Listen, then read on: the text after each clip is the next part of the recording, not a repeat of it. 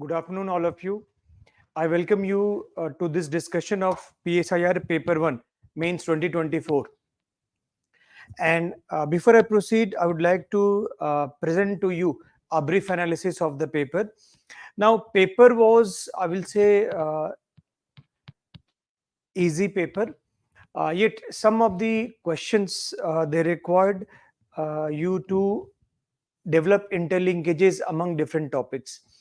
And a student who has well read, who has done comprehensive coverage of the syllabus, as well as answer writing practice, I'm sure the student would have been pretty confident to attempt the questions. And if I talk about our classroom students, so our classroom students, I'm sure you must be confident in appearing the paper. And based on whatever we have discussed in the class, whatever notes have been given to you, plus the regular answer writing practice, which we do in our classroom programs, I'm sure that it would have boosted your confidence in attempting that paper. And depending on whatever topics we have covered so far in the current batch, with a few questions which topic we have not covered, I got many feedback from the students also that they were pretty confident, and the answer writing practice helped them a lot. So that is what I regularly tell the students, that mains examination is not only about the test of your knowledge, but also about how much you are able to attempt the question in a way which addresses the demand of the question. So it's a test of your answer writing skill, test of your comprehension skill, test of your subject knowledge as well. And answer writing practice matters a lot. Now, having said that, let us proceed to analyze the questions of mains paper 1 2024 PSIR syllabus. And I'll be focusing on the approach which is required for us to tackle the questions. Now, if I say the first question, let us see. Now, this time UPSC did a slight change. If you have noticed the paper, that the first question and the fifth question, which are compulsory. Generally, the first question and fifth question were to be in form of comment. But now UPSC has asked answer, and comment section has been followed in the rest of the questions 2, 3, 4, 5, etc. However, if you see the first question, very easy, direct question. It has been asked multiple times in the previous year's questions also, PYQs, and it says behavioral approach to political science. Now, here you have to answer it in 150 words. Okay, write approximately in 150 words, and behavioral approach to political science, the very first topic of the syllabus also. And behavioral approach, if I say, here you have to focus on the context of emergence, you have to focus on the influence, you have to focus on the main ideas, as well as legacy of behavioralism. So broadly, you have to weave that in your 150 words. Okay, and if I say behavioral approach is a significant approach to study politics, and it emerged in response to the weaknesses of the traditional approaches like philosophical, historical, legal approaches, which David Easton once famously said, living parasitically on century-old ideas. So to address the decline of the political theory due to traditional approaches, behavioralism emerged as a methodological revolution. Now, certain keywords should be woven in your answer. It appeared as a methodological revolution to make the study of politics more scientific. It was influenced by the Chicago School, Charles Merriam, Laswell, etc. You can write. And main ideas, obviously, you have to write about David Easton's view. So behavioral revolution wanted to make the study of politics scientific, and it focused on studying the behavior of the individuals, how he or she as a political actor, as a voter, as a politician who's in power, how they actually behave. So it's focused on interdisciplinary approach, learning from the different disciplines like sociology, economy. And David Easton was the high priest of behavioralism. He had given 8 tenets of behavioralism. Now, 8 tenets of behavioralism, like value free analysis, like systematic study, verification, integration, etc. And behavioralism played an important role in not only arresting the decline of the discipline, but also refining their techniques, which played an important role, for example, in comparative politics. Yet, behavioralism was responsible for the second decline, and how post behavioralism emerged, emphasizing on what David Easton said, credo of relevance. So, relevance and action became the watchwords. Post behavioralism was not a rejection of behavioralism, but rather building on that focus of knowledge should be problem solving of society. That's it. You have to write in 150 words. So how you're going to weave your answer in highlighting all these aspects?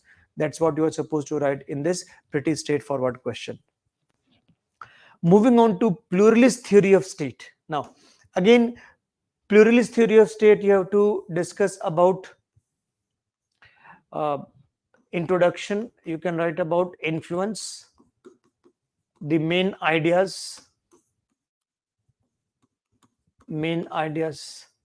and the assessment.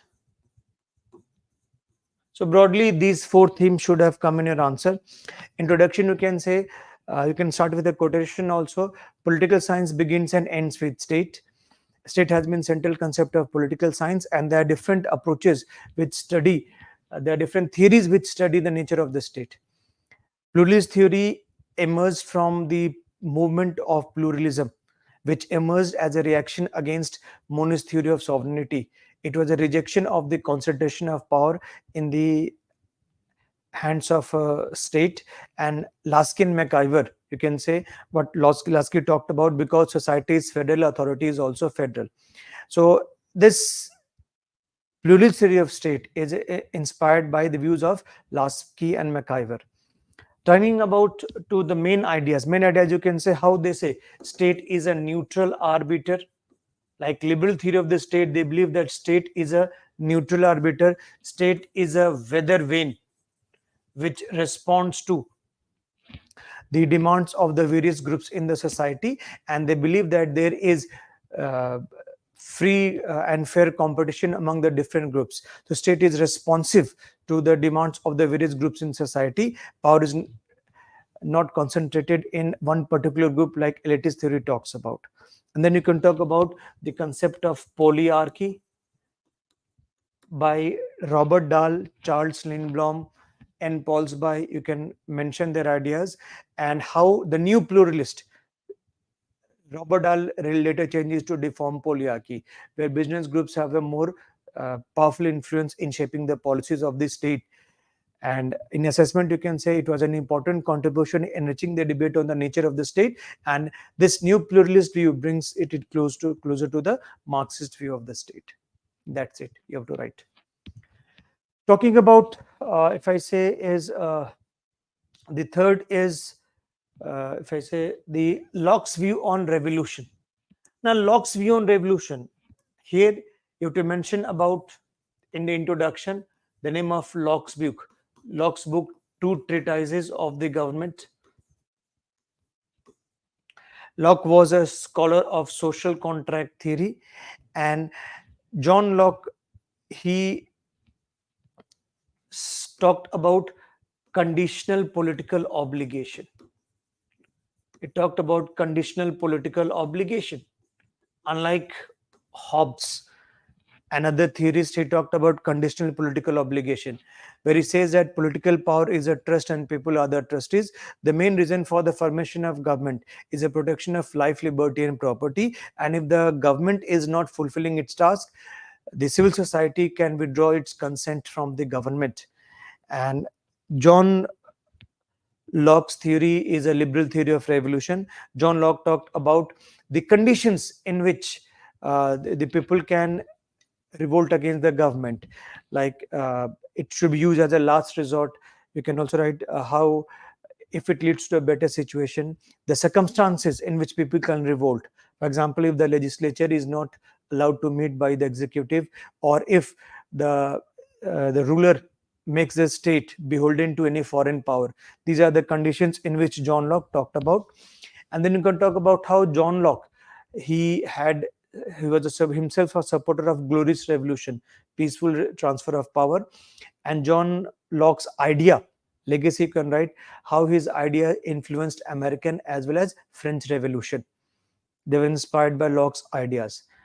So in the end, you can conclude about views of scholars like James Tooley, that how John Locke talked about political power is a property of the individual and people have the right to exercise it. And John Locke's contribution was what it strengthened democracy, accountability of the government to the people. And that's how his views on revolution talked about. So if you write these dimensions in your answer, that is going to make your answer more, enriched. Talking about fourth, decline of liberalism. Now here, if you talk about decline of liberalism, and decline of liberalism, here you have to, in the introduction, you have to write about the main challenges to liberalism. Now here in introduction, you can talk about the Fukuyama's view. Fukuyama's view. How Francis Fukuyama talked about end of history. That Francis Fukuyama talked about the end of history, and end of history, how he said that it was the triumph of liberalism. Liberalism emerged as the unchallenged ideology, end point of mankind's ideological evolution. However, in 21st century, certain new developments have led to the challenge of liberalism and in fact decline of liberalism. And this decline we can see in the main components of liberalism. First component you can talk about is democracy, liberal democracy, as well as you can talk about the market economy. Remember, these were promoted by Washington Consensus. And in liberal democracy, you can talk about how this democracy as the best form of, or liberal democracy as the best form of human organization, has been challenged by a rise of authoritarianism. Rise of authoritarianism. In fact, the shift towards right in the recently held European Union elections and the rise of the new right. If you see today's newspaper, in Austria, far-right party is in verge of coming to power in Hungary and other European countries. So authoritarianism has challenged this attraction of liberal democracy and led to decline of democracy. In fact, you can also talk about the failure of democracy promotion in Iraq as well as Afghanistan. How it said that this was a attempt by new conservatives had failed. So you have to just mention two main political challenges. And here you have to, as far as market economy is concerned. Now, market economy is obviously, here again, since it is 150 words question, you have to focus on keywords. And keywords you can talk about the new Washington Consensus.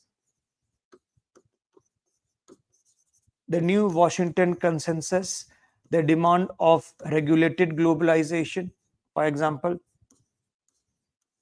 Two main ideas. New Washington Consensus started by, it was given by Jake Sullivan last year, and how it says that the free market economy has led to hollowing out of US industrial base. That is why US now wants to direct the manufacturing to its own shore and its allies, the so-called resilient global supply chains. Or if I say, you can also talk about how 2008 financial crisis, it says it was a question of the new liberal assertion of market fundamentalism, that if state had failed, market has also failed. Now state had to intervene in the market by fiscal stimulus packages and others to prevent markets from crashing. You can also talk about the ideas of scholars like Thomas Piketty and others, who have talked about this rising inequality as an attempt of, as a fallout of unregulated globalization.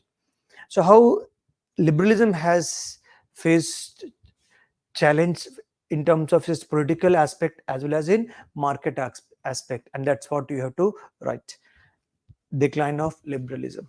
So focusing on these two aspects, I think it was exactly what we have discussed in the class as well. Now then, talking about linkage between power and hegemony, and that too you have to write in 150 words. Now, linkage on power and hegemony, if I say this linkage is obviously talks about different nature of power. So you can straight away start with, in the introduction, you can talk about how power is an essentially contested concept. It is an essentially contested concept, the different interpretations of power, and then you can talk about Stephen Luke's three dimension of power, Stephen Luke's radical view of power. In fact, Stephen Luke talked about three dimensions of the power. The first dimension is what Robert Dahl had said, coercive dimension. A has power over B. A can force B to do whatever B would not have otherwise done. So where compliance is attained by threat of coercion or punishment in case of non-compliance. Second is agenda setting, and third is thought control. That's what Stephen Luke talked about, radical view of power. Gramsci's hegemony, Foucault's view of power, they're all example of radical view of power. So in one line, you can talk about how this Stephen Luke talked about three dimensions of power, and hegemony will be like thought control, coming to the third dimension of power.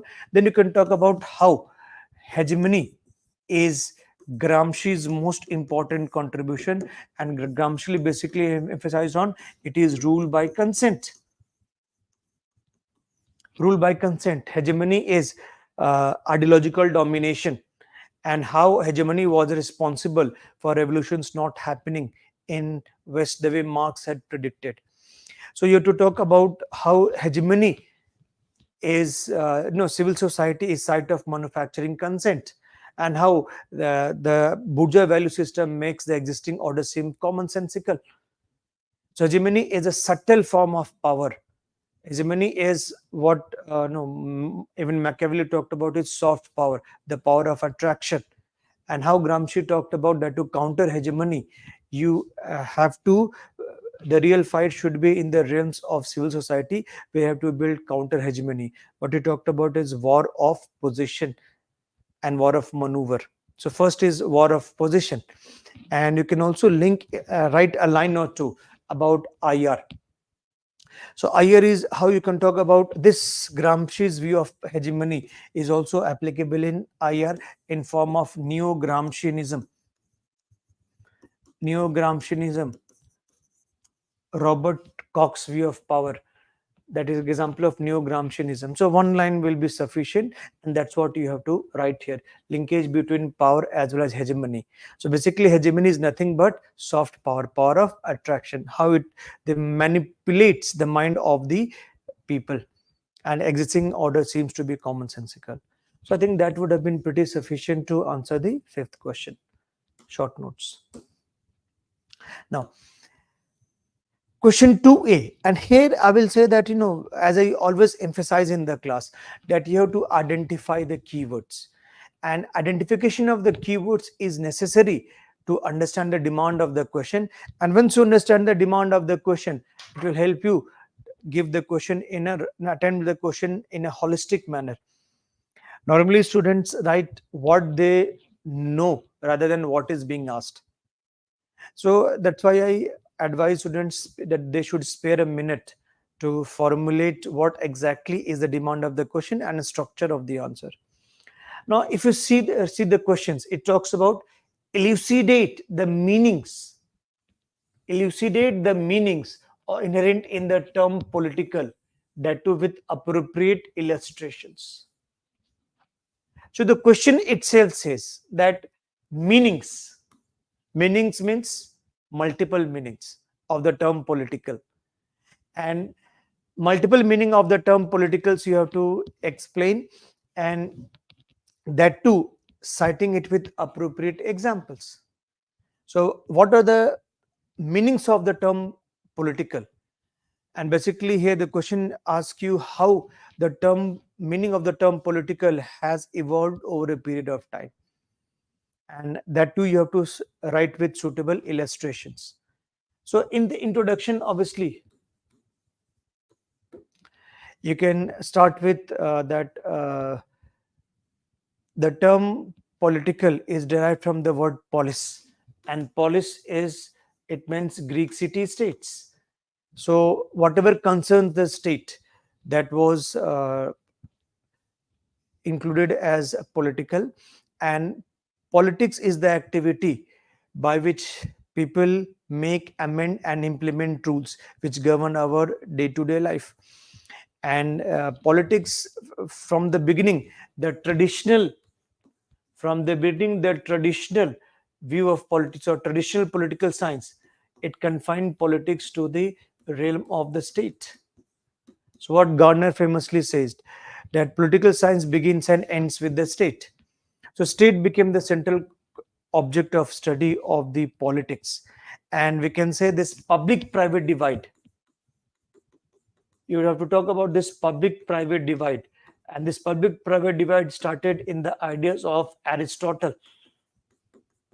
How Aristotle criticized his master Plato, when Aristotle said that the role of the statesman and the role of the head of the family are different things. And he said family and property are very important for individuals' happiness. And how later on the term political in the medieval period, it came to be associated with religion. And now when Machiavelli came, he talked about autonomy of politics. Machiavelli talked about autonomy of politics. So Machiavelli said that politics has its own morality, and that is morality of success, raison d'etre of the state. And he also defined the, in fact, the modern meaning of the state can be traced to Machiavelli's ideas. That state is that body which has authority over men. Now, having said that, how the traditional notion of politics, it focused on confining the public sphere to state, and private sphere was non-political sphere. And we find with the coming of John Locke also, John Locke and liberals, they talked about minimal state. They talked about public private sphere. Remember, John Locke in his social contract theory talked about that state has to be confined only with the strictly political matters, and rest of the matters shall be left to individuals' freedom. Adam Smith comes and he talks about laissez-faire state, leave alone. The state will not interfere in economic activity of the individual. So basically, to talk about how traditional political science focused on equating political with whatever happens with the state and its formal institutions, executive, legislature, as well as judiciary. Having said that, you have to then talk about how the modern political science, it focuses on that the term politics is not only whatever happens in the state, but it considered politics as a social process. It is study of the formal as well as non-formal associations, institutions which impact the politics. And that's how behavioralism was an important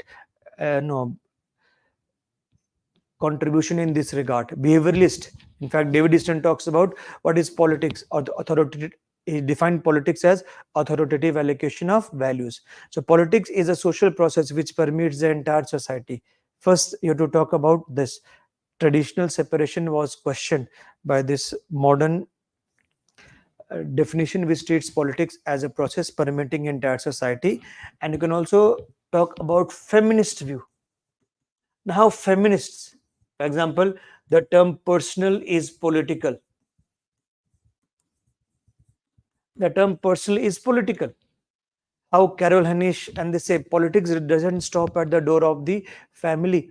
In fact, how Kate Millett, for example, she talked about if we consider politics as a power structured relationship where one group dominates the other, we find the same thing happening in personal sphere also, where women is subordinated by men. And that is how Susan Moller Rockin, she talks about four implications of the term person is political. We have all discussed this in extensively in class. Along with that, you have to also talk about how the term political is not only with respect to public private divide, where private sphere is a sphere of individual freedom concerning civil society. You would also talk about how the divide is also in terms of domestic and international sphere. That's what sustains the division between political science and international relations. But even that has been questioned in the age of globalization. And then you can talk about the civic republicans like Hannah Arendt. Now, Hannah Arendt talked about the term political, that what political meant. Remember, she was a supporter of participatory democracy. So, political meant that how people have to discharge their duty of participating in the political affairs. Her concept of action being the differentia specifica of human beings, that how man as a zoon politikon, it can be realized only when you actually participate. And if you do ignore your political participation, that's what paves the way for totalitarianism. And that's what you have to write about, meaning of the term political. At the same time, you have to also you can also write a point about Marxist. Remember, Marxist emphasize on that economic determinism that orthodox Marxism talks about, where state, civil society, or part of the superstructure. Gramsci comes and says that no, it is important to study the role of the ideas, role of culture, etc. Hence, it is called as theoretician of superstructure. So he says that Gramsci also called as modern Machiavelli, because he talked about autonomy of politics from crude economic determinism. And for Gramsci, that's we have to focus on the role of the ideas as well. So this is how you have to write the answer as far as the term political is concerned. And the question itself says meanings inherent with suitable illustrations, and I've given you all the suitable illustrations. So this question, I would say, was a good question. It was a simple question, provided you were able to link the different concepts which you have studied in paper 1 section A. So you have to look at the term in a holistic way. And this is exactly what we discussed in our very first lecture, lecture number 1. And I'm sure if the students, if you go through the material of lecture number 1, you'll find this is exactly what we had discussed. Meaning of the term political. So this is a good question, I will say. Second, Marxism is a political theory of action demanding strict compliance with its core principles. Okay. Now here, yes, I will discuss anti-Iraq movement. Just wait. Okay. Just wait. I will come to that again when I discuss paper 1 section B. Don't worry, we will be taking that into account. Okay. Now here, if I say is Marxism is a political theory of action demanding strict compliance with its core principles. And from now onwards, in various questions, you can say UPSC is asking the comment. So in comment section, as I said, that is question tag. You have to highlight both sides of the divide, what is and what has been criticism also.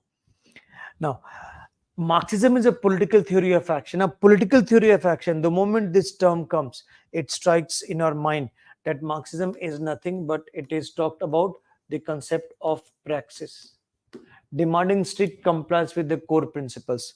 So, how Marxism, the idea given by Karl Marx, talked about action and what were the core principles it talked about. So here, one better way of introduction is that I always tell in class that you can start with a quotation. And remember the famous quotation of Karl Marx, where Karl Marx talks about philosophers have only interpreted the world. The point, however, is to change it. And that's why he was inspired by Feuerbach's idea. And Marx had called his socialism scientific socialism to differentiate himself from utopian socialist, scientific socialism, and how Marx talked about what were the core principles of Marxism. So, core principles: dialectical materialism, is a philosophical basis of Marxism. Historical materialism is the empirical basis of Marxism. The base superstructure model, the concept of class struggle, how Marx had analyzed capitalism. Despite praising some good features of capitalism, Marx said its most dehumanizing impact was alienation, which he had talked about in his EPM. And I also talked about the economic critique through surplus value. So Marx had said that time has come to throw off this exploitative order. History of all hitherto existing society, the history of class struggle. And Marx had said state is nothing but executive committee of the bourgeoisie. So Marx's theory of revolution talked about that how, remember what Karl Popper criticizes Marx as historicism. So Marx says that this is how history has progressed through class struggle, and this is bound to happen. What Marx talked about end of history, the establishment of the communist society. And this communist society will be established in intermediate stages of dictatorship of proletariat, and finally it will pave the way for a classless stateless communist society, which will be a society free of domination, exploitation, alienation, inequality, etc. However, these core principles were revised by later Marxists, and later Marxists, you can talk about especially Lenin. So you have to talk about Lenin, who made the changes. Remember, Lenin talked about the vanguard of proletariat. Lenin talked about the vanguard of proletariat. So how Lenin said, uh, the proletariat at best cannot develop the revolutionary consciousness. What Marx had talked about, class for itself and class in itself and class for itself, the revolutionary consciousness. Workers at best can develop trade union consciousness, and what they needed was the guidance from full-time professional revolutionaries. So it's talked about the need of a communist party which will act as a vanguard of the proletariat, and how this communist party will guide the workers to the revolution, and how he talked about that the place time of revolution has to be decided by the communist party. So Lenin made certain changes in Marx's ideas, and how Stalinism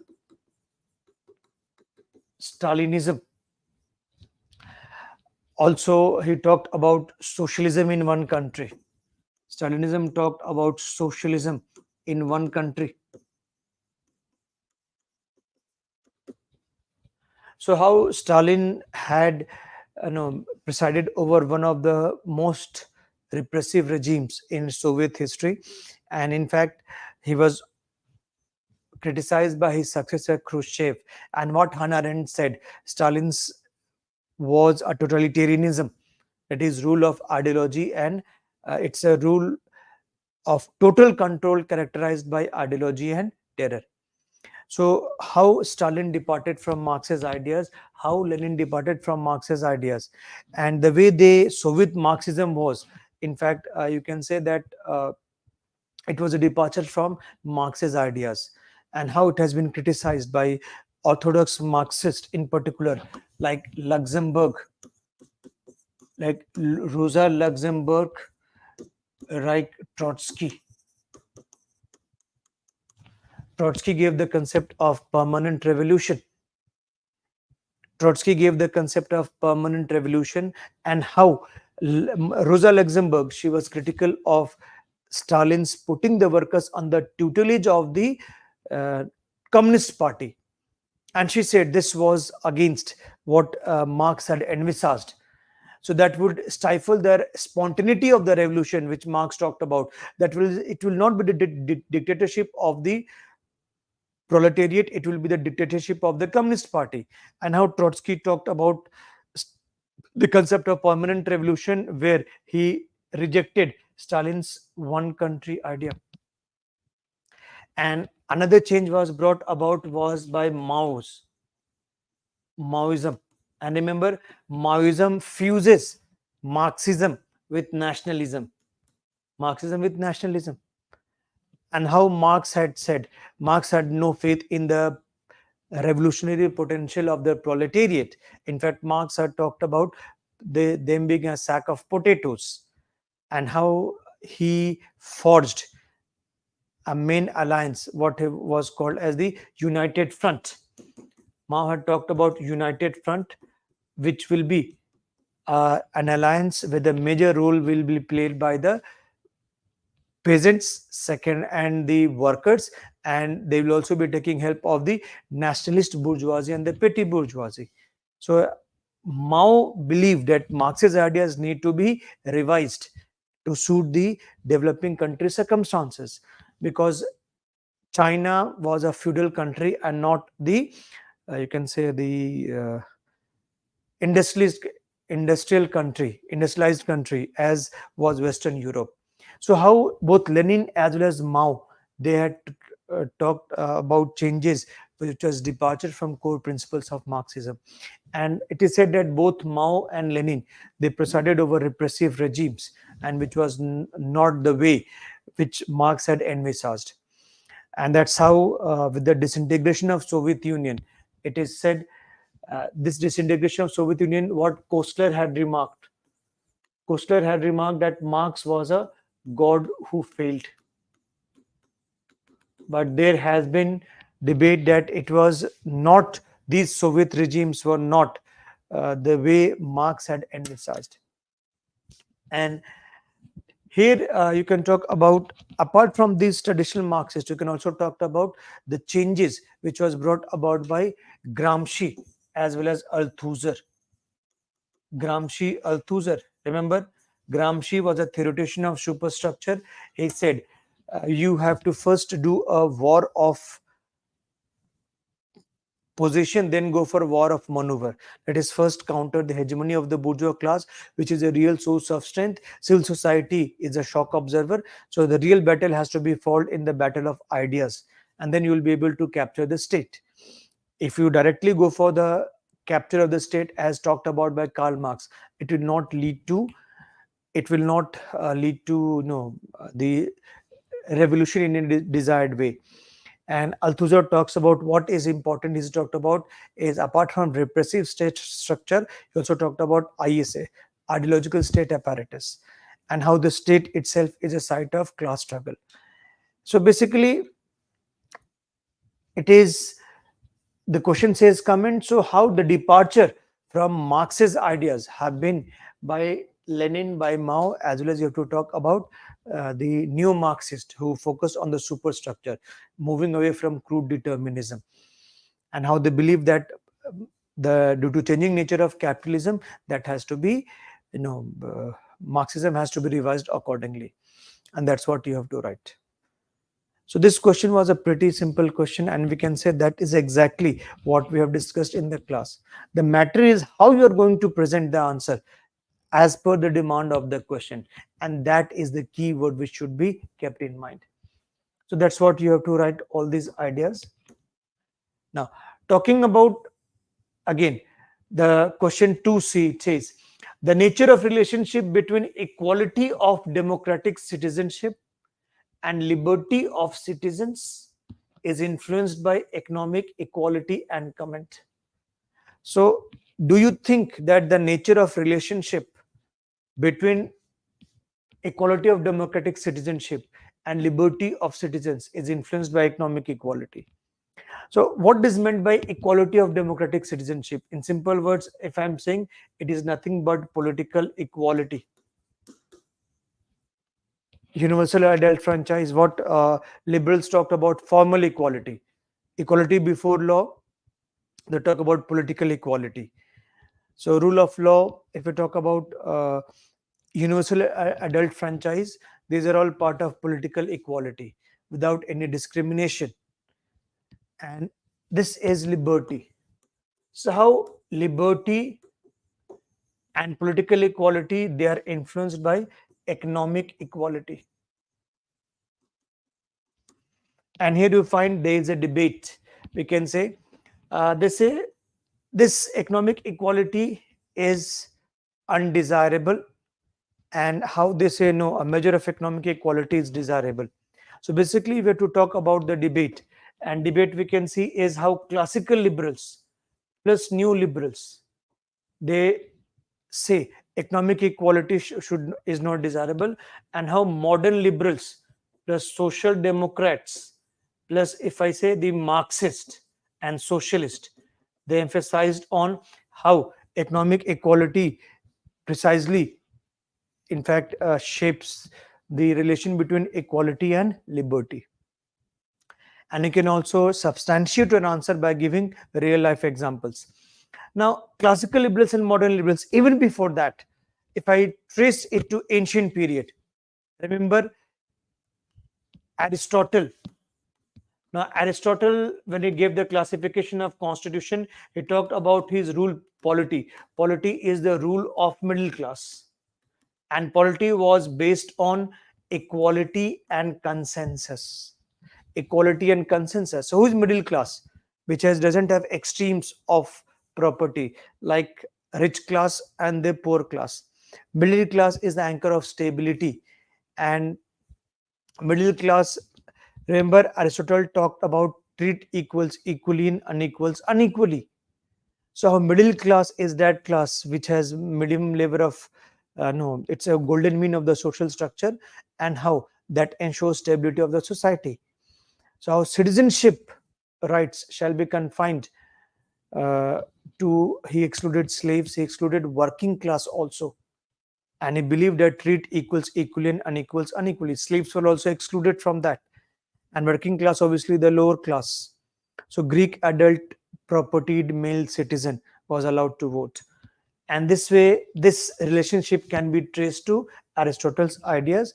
Coming to the classical liberals period, remember John Locke talked about, his concept was concept of protective democracy.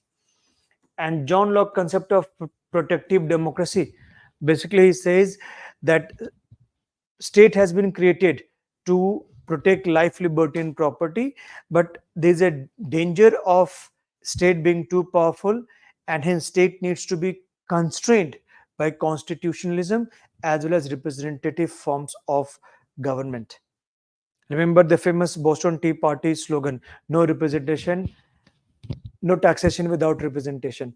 So here we find that this protective democracy is, you have to write how it sought to confine the power of the state to protect the liberty of the citizens, as well as ensuring that, remember John Locke talked about political equality, everybody is equal, but John Locke said state will not interfere in the economic matters, state's role is that of a night watchman.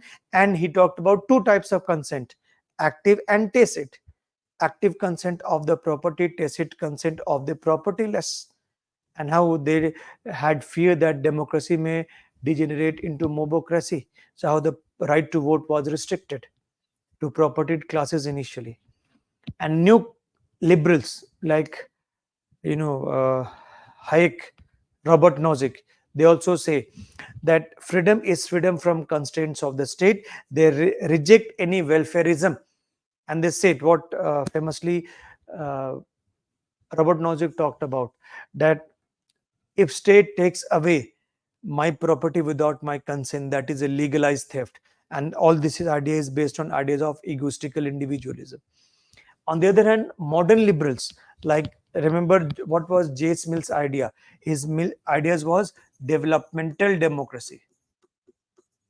And developmental democracy, John, in fact, we find that modern liberals like J.S. Mill talked about development, and for that, a measure of economic equality is needed. So, how T.H. Green, Lasky, in fact, gave the concept of every state is known by the service, by the rights it's maintained, the notion of service state. So, liberal democratic welfare state, and they talked about that state's role is to reduce the economic inequality in society. They talked about welfare state, and how this welfare state has also been supported by John Rawls. John Rawls, the concept of democratic equality. Remember John Rawls' three principles. He talks about priority to liberty of the individual. At the same time, he says everybody will be given the same sets of rights and opportunities, and any departure from such thing will be justified only if it leads to the greatest benefit to the least advantage. So John Rawls talked about a substantially redistributive welfare state. And finally, Marxist, they say that this political equality and all liberty, it's all no sham without economic equality. And they say that economic equality, what is equality of outcome, extreme version, they say that's how is a real basis for social stability, that how it is a real basis for enjoyment of freedom, and without it, the equality, the liberty given in the political sphere is meaningless. So that's how you have to talk about the debate. And the question says the comment. So the nature of relationship between equality of democratic citizenship, liberty of citizens, and economic equality, that's what you have to write in this answer. So that was a very good question, I will say. A simple one also, but it required you to understand the linkage between liberty, equality, justice. That's what we have discussed in our classes. And that was a pretty simple question. Good question, simple question, but it required application of mind. And with on the basis of class discussions, since we also make the class interactive, so I'm sure that students would be able to interlink the concepts, and you have to look at the concept holistically. And that's how this question was, I will say, a good question. And coming to the next, it says the debate on human rights is caught between limitations of both universalism and cultural relativism. Comment. So this question was basically about the debate on the nature of human rights, and we have seen that how the nature of human rights.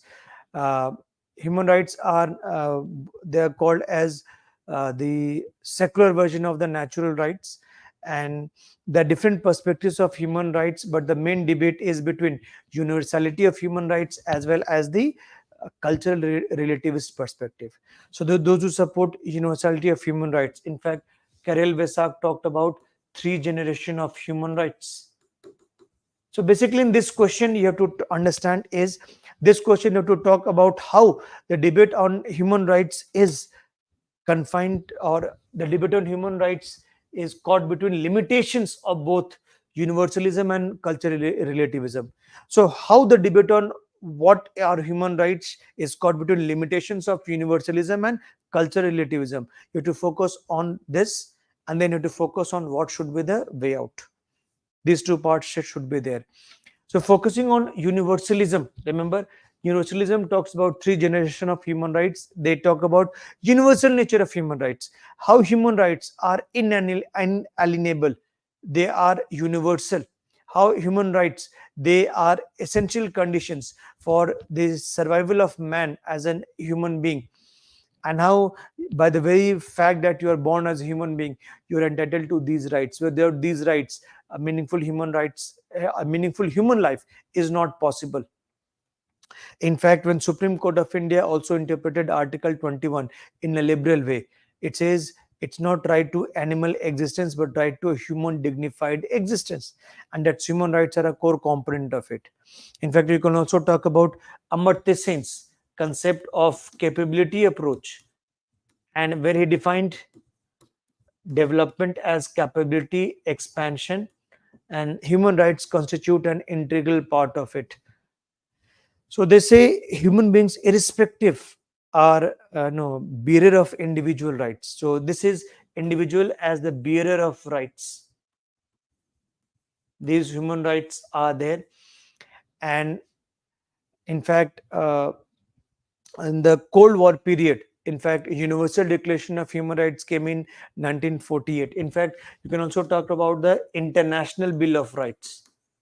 Now, this International Bill of Rights, which you can talk about Universal Declaration of Human Rights as well as the 1966 Covenant on civil and political rights, and later on social, economic, and cultural rights.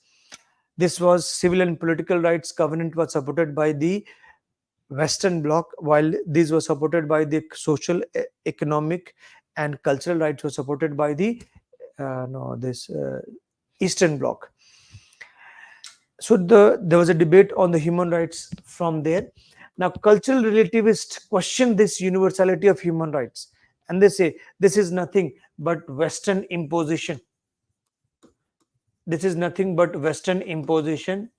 And they say that human rights should be there, but human rights should be as defined by the culture.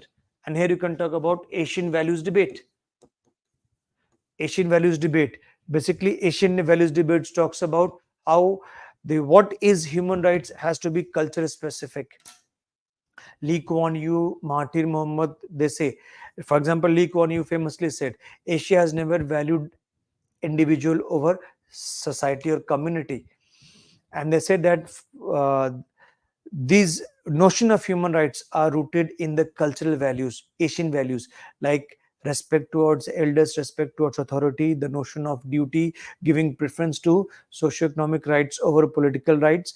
And he had famously said that human rights, political liberty is a luxury which people of third world cannot afford. So hence, how the Asian values debate, they say this is Eurocentrism, and they were inspired by post-colonial view of rights also. So Asian values debate talked about culture specific, but then they criticized that this is justification for dictatorship. There is no one single concept of Asian value, and in fact, in the name of cultural relativism, many no undesirable practices against, in particular, women, they are perpetuated. For example, dowry, or for example, the female circumcision in the name of cultural relativism, honor killing. These are example of cultural specificity. And here we find that this is how it is caught in the limitations, and it is said that the feminists, they criticize the cultural relativist perspective. So the way out should be what we can say, Will Kimlicka famously talked about, that yes, the cultural groups, he's a multiculturalist, so cultural groups shall be given protection from interference by the majority groups, but at the same time, this external protection should be balanced with individual dignity and rights. So a proper balance has to be struck, and that's what you have to write here. In fact, you can talk about the views of Berlin, views of Bhikkhu Parekh also. Berlin's view, live and let live multiculturalism. Extreme supposition should be avoided, and that is how the way out should be. So way out should be a balanced approach should be taken rather than imposing. See, human rights are also important, as well as cultural specificity is also important, and this balance has to be struck. So this is, you have to talk about this cultural relativism. Now talking about deliberative democracy, yes, okay. Now just wait, I'm going to discuss this point. Yes, you can talk about that idea, but primarily you have to, since the question talks about comment, you have to give the answer as well. Now deliberative democracy seeks to promote decision making about public issues among the citizens. Now this question on deliberative democracy has been asked multiple times by UPSC in PYQs also, and that's what we had also asked regularly in our test series about deliberative democracy. So here you have to talk about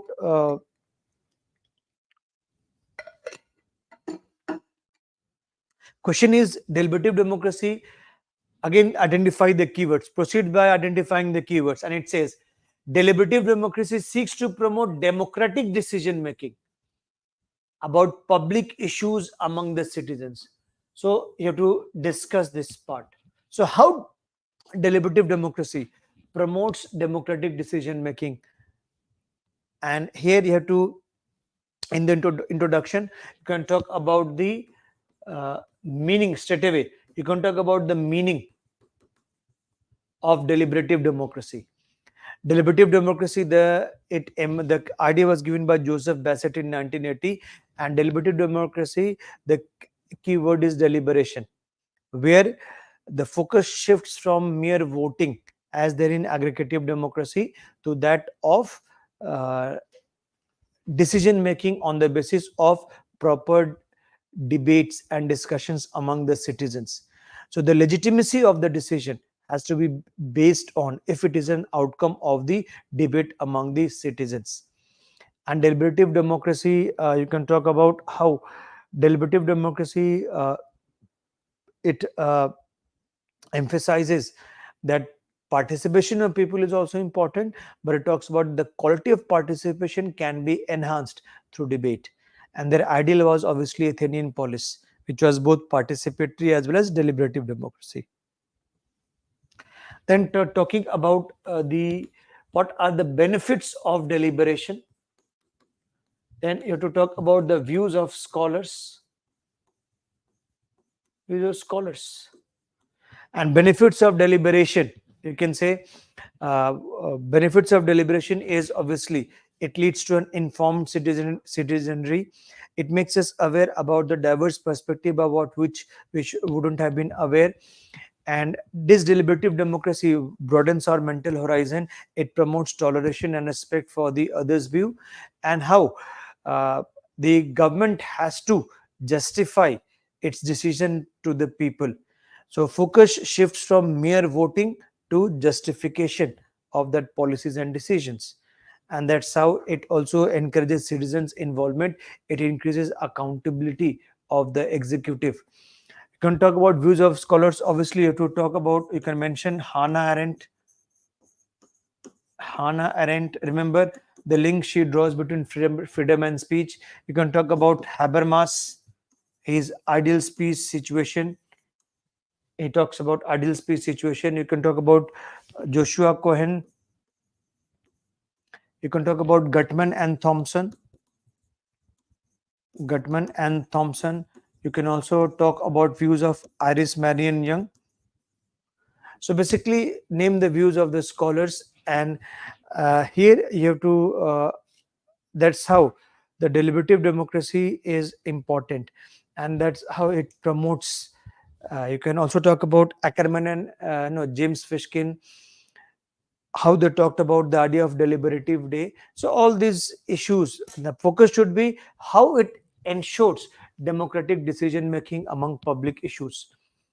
So this is, it enhances the quality of the democracy. And you can also talk about that given the use of technology, we can make the participation more meaningful. So this is, you have to talk about deliberative democracy. Now, talking about this Dharm Shastra, and this question was a pretty easy question. Dharm Shastra presents a duty-centric worldview for individuals as well as communities, and you have to talk about the comment.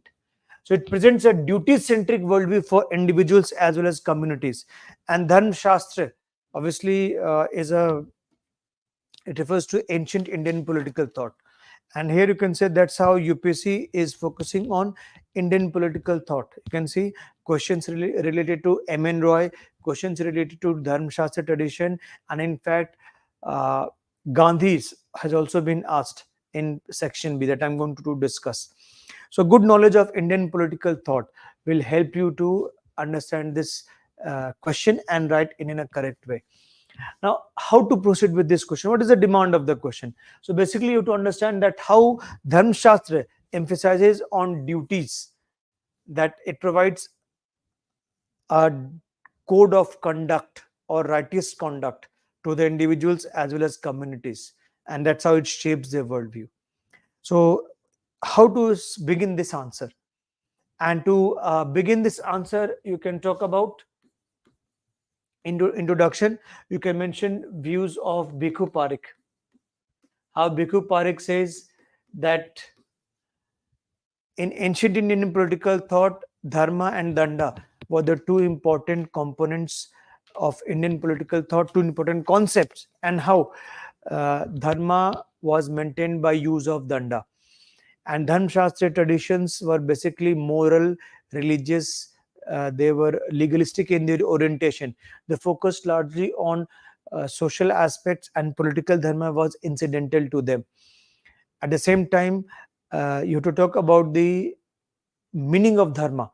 So dharma is basically, it is derived from the word dhri. It's something which holds the society together, and it is a code of righteous conduct. It's a prospectus of duties which Dharma Shastra writers gave for the individual, for the community, and how Dharma Shastra writers focused on observance of dharma for the individual as well as communities. So you have to talk about individual as well as communities. So there were, remember, there were three loci of dharma, three locations of dharma: individual, society, and dharma at the king's level. So individual level, it is the ashram dharma, it is the achievement of the four purusharthas. And how at the societal level, it was varna dharma, and king's duty was raksha palan. King was to protect the virtuous and punish the wicked, and king was to ensure that everybody observe the dharma. What was dharma? Manusmriti talks about dharma will be told by the king, and Bhikkhu Parekh talks about sources of dharma. It also write word about sources of dharma: Vedas, Shastras, Smritis. He also talked about Vyavharas and customs, the Charitam. These are the sources of dharma, and how the importance of dharma as a code of righteous conduct was also you can find in Arthashastra as well as the Buddhist tradition. Both emphasize on the notion of dharma. Like Kautilya talks about, in the happiness of his subject lies the happiness of king. And he also supported that king is not above dharma. Though Arthashastra focuses on Dandiniti, yet it emphasizes the concept of dharma. And you can see clear imprint of the Dharma Shastra tradition. Buddhist tradition, like remember it talked about the Jatakas talked about 10 duties of the king. So Buddhist tradition was not a radical break from Hindu political thought, but rather it was no incorporation of the basic ideas of Hindu political thought. And you can talk about apart from that, you can talk about is what is the relevance in today's context, and you can say that this cosmopolitanism, or for that matter, if I say in your IR, you must have talked about the critical theory, Habermas and Linklater. So global justice, it talks about our duty towards the disadvantaged sections of the world over. So we should not be concerned. What Andy Linklater talks about, that expansion of the moral boundaries of the political community, and how you can also talk about the G20 summit last year in India. It talked about one earth, one family. So this notion of duty is important, and this duty is also we can see in fundamental duties of Indian Constitution. So you can link it with the current context also, and that's a clear imprint of the Dharma Shastra tradition. But the question talks about comment, and you have to write criticism of this notion of duty. And here, how Ambedkar was critical of Manusmriti, how feminists they have also been critical that Manusmriti talks about the patriarchal views, and Ambedkar talked about how Manusmriti was responsible for perpetuation of this horrible caste system, which led to the misery of the untouchables. And you can also talk about views of V.R. Mehta, where V.R. Mehta talked about that how in Manusmriti we find that there is no such rule of law. Remember, it was a graded punishment depending upon the varna, and how the decline of the ancient civilization, the cause was this shift in attitude from the Vedic age of complementarity of women to that of dependence of women. So this is how you can talk about the criticism of the Dharma Shastra. The most prominent Dharma Shastra is the Manusmriti, and that you can write here. So basically, that was a question which required you to weave, and the more you enrich your question, that is not only about Dharma Shastra, but also how the notion of dharma of individual community is felt in Arthashastra as well as Buddhist tradition. You can cite illustrations also, and that will enrich your answer. So that's what you are expected to write here. Moving on to next is now this question. Legitimacy adds positive value. Legitimacy adds positive value to political authority and obligation. Discuss. So in this question, basically, you have to talk about how legitimacy adds positive value. What is positive value? Something good to political authority and obligation. So first you have to, in introduction, you have to define legitimacy. You have to talk about the basis of legitimacy. You have to talk about tools of legitimation, and you have to also talk about the what happens if there is a legitimacy crisis. So basically, that's what you have to write here. So defining with legitimation, we know that the definition: legitimacy is that quality which transforms naked power into authority, where the order is obeyed out of voluntary compliance. And legitimacy is the rightfulness of the action or decision. It is legitimacy which turns the citizens towards voluntary compliance, where the order is obeyed out of a sense of duty, where the order is seen as beneficial in that interest. And if power is a naked sword, authority is a sword in the scabbard. So it is legitimacy which transforms power into rightful authority. That's the definition of legitimacy. Then talking about basis of legitimacy, here you can talk about how, in fact, Aristotle talked about views of Aristotle. He talked about whether the government works in the, no, no, his classification of the government, normal and perverted government. You can talk about ideas of Plato also. Remember, Plato talked about myth of metals and earthborn, and why should philosopher ruler should rule. You can also talk about views of the divine right theory of the king, and divine right theory of the king, where you can talk about the divine right theory, basically Filmer's ideas. Then you can talk about the basis of legitimacy is consent of the people, which social contract theories talked about. You can talk about views of Max Weber, where he talks about three types of authority: traditional, charismatic, and legal rational authority. And talking about the tools of legitimacy. Now, tools of legitimacy is how you can discuss the views of David Beetham, where he says there are three rules which should be followed. David Beetham's view we can talk about. Basically, David Beetham says that power shall be exercised on the basis of established rules, and those rules should be based on the common beliefs shared by the rulers and the ruled.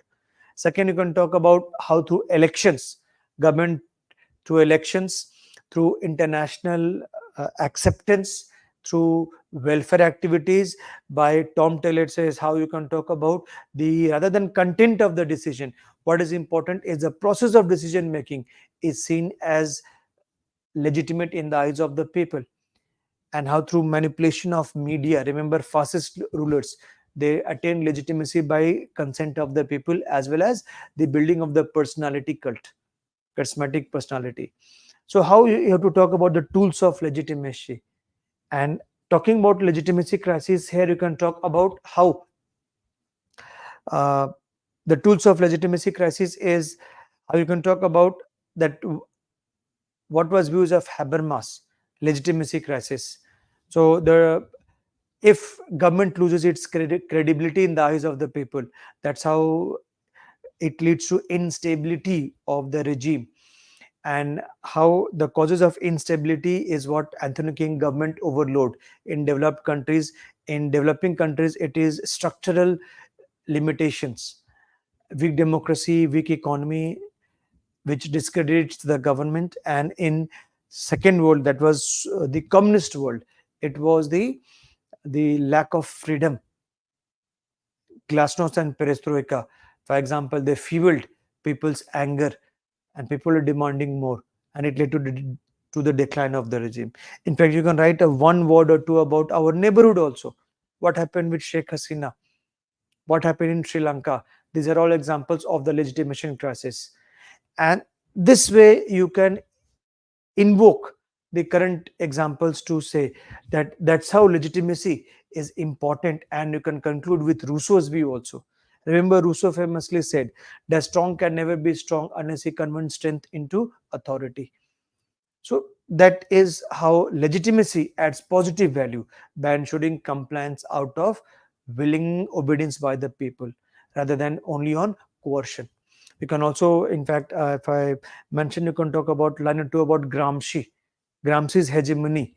And how Gramsci's hegemony legitimizes the bourgeois value system so that it is ruled on the basis of consent. And that's how revolution could not happen in Western Europe as predicted by Marx. So all these ideas you can mention in the legitimacy. I think that is sufficient for you to write an enriched, academically rich answer. So that's how all these uh, dimensions should be addressed in the answer. Talking about critically examine Plato's theory of form, and this has been discussed multiple times in the class, as well as PYQs has also been asked. So it says critically examine Plato's theory of form. And critically examine, remember, it's a keyword. I have often said in the class that it is not only about criticism, but basically to talk about positive and negative aspects also. So starting with Plato's Plato's theory of form, you have to explain first what was Plato's theory of form, and then you have to talk about its criticism, and criticism mainly by Aristotle. Aristotle is the disciple of Plato as well as his best critique. So here we find that critically examine Plato's theory of form. Now, explanation of Plato's theory of form. Remember, Plato was an idealist. He was inspired by Socratic theory of knowledge. And Plato's theory of form, he basically talked about, he separated form and matter, where matter is of this world and form is the essence of the matter, transcendently separated from it. The form is the essence of the matter, the form is a perfect version of the matter, and matter belong to this world, imperfect world, changing world, while form belong to the other world. And then you to talk about allegory of cave also, how he tried to explain the absolute idea, that is idea of good, and a person who has known the absolute idea, he is entitled to rule. So theory of form of Plato led to justification of his philosopher ruler. Like his master Socrates, he believed ruling is an art, and just like an expert uh, doctor is required to treat a diseased body, in the same way a ruler well versed in the art of governance is required to rule the polity. So the context was he wanted to create an ideal state in Athens ruled by the philosopher king. Aristotle comes, and Aristotle, he was basically scientist in his orientation. Empiricism was key for him, and he no questioned Plato's epistemology and ontology. Epistemology is how it's theory of knowledge, and ontology is theory of being. Basically, in simple words, I can say epistemology is a means and to study the end, that is ontology, how knowledge, what is the nature of reality, how you can study, that becomes epistemology. So Plato's epistemology and ontology was questioned by no, Aristotle, and Aristotle was a realist, and Aristotle believed, in fact, that form and matter are not separated; they are connected. They are form is immanent in the matter, and he talked about conditionality and actuality. He talked about four causes of the forms: material cause, no, and other causes you can write, and then you to talk about that how Plato's contribution you have to write, that in Western political thought, the idealism, he was called a philosophical father of political philosophy. Idealism and radicalism started in Plato's ideas, and how despite his criticism, the Plato's philosophy was an important contribution to political thought. In fact, you can also quote Emerson: philosophy is Plato, Plato is philosophy. You can write it in introduction or you write it in conclusion. And even his worst critic Popper, he had said that one can be Platonic or anti-Platonic, but never non-Platonic. So that's talked about greatness of Plato as a philosopher. And even his disciple Aristotle made Plato as the reference that you can write. So I think this question was easy question, and that's what we have discussed it multiple times in the classroom as well. So that would not have caused much trouble to you. But keep in mind, my assessment of this paper is this paper was easy, but getting good marks around 280 plus, it requires you to write very specifically, that too with opening all the dimensions and hitting the nail on the head from the very first word go, along with the suitable keywords.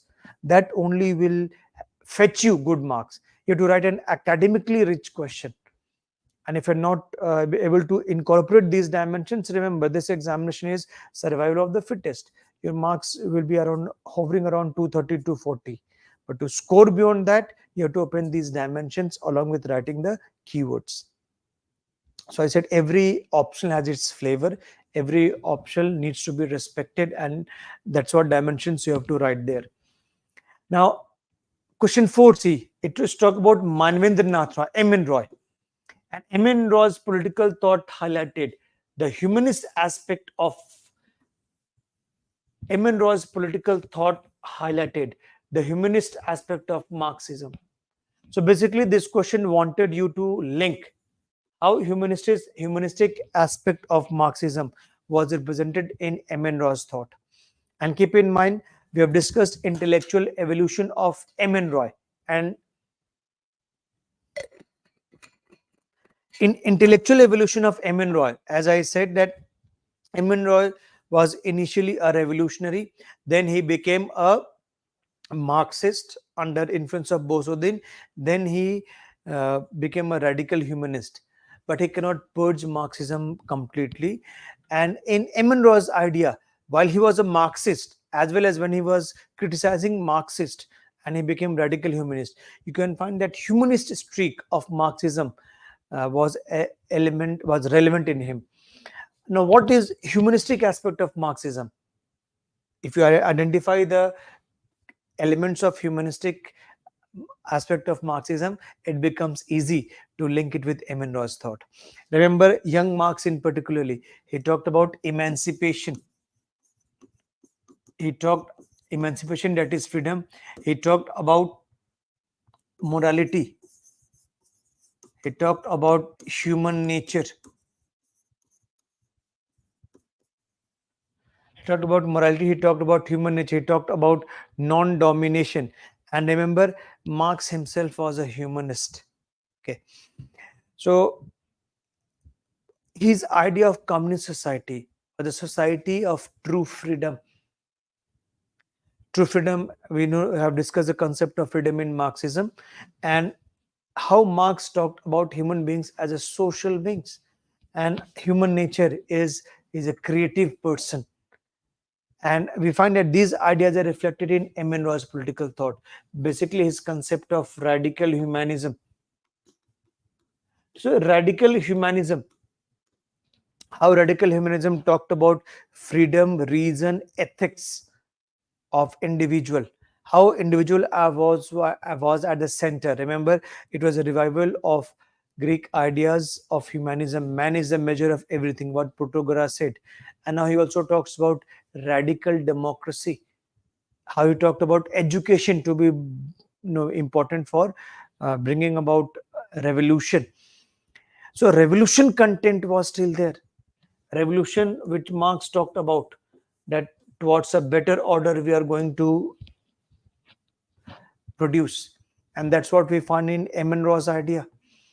And so here to talk about how in his concept of radical humanism all these ideas are represented, plus you have also to write a line about his criticism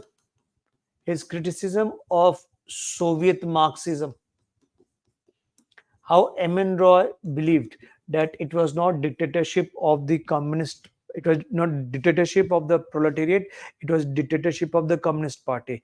How it was more brutal, and how he had talked about that surplus value can also be there. There is the importance of surplus value in socialist society also. So M.N. Roy basically he wanted to reorient his radical humanism, incorporated many of the features of humanistic Marxism, yet he was critical of the Soviet Marxism. And remember, M.N. Roy also talked about the development of the productive forces, and that's how to satisfy human needs. The same Marx talked about. It was an important component of his concept of freedom. What Engels said, this transcending from the realm of necessity to the realm of freedom. and that's what you have to emphasize on all these aspects. So this question was easy. If you have good knowledge about Emenroy's intellectual evolution, you would be able to answer this question in an easy way. So this way, paper 1 section A was easy question. And remember, students, if they're unable to decode the questions, like I discussed about political equality, liberty, and economic equality, or for that matter, how Marxism is a theory of praxis. The point is that whatever I have discussed is, there's not a single thing which we have not discussed in the class. The point is, you have to keep your gray matter active. The more you exercise your gray matter, the more it becomes sharpened. And that's how, if you understand the concepts holistically, if you keep on revising, keep on doing regular answer writing practice, that will help you, score good marks in PSIR. And that's what has been our focus itself in the classroom. So point is that you have to focus on understanding. Conceptual clarity is important. Interlinkages among different aspects of the syllabus is important, and mere rote learning will not help you here. So that's the purpose, that the way we teach, explain the concept to develop your ability to think in a creative way. And I often emphasize that there's no one way of writing good answer. In a similar way, there's no one way, that no one recipe to make a good dish.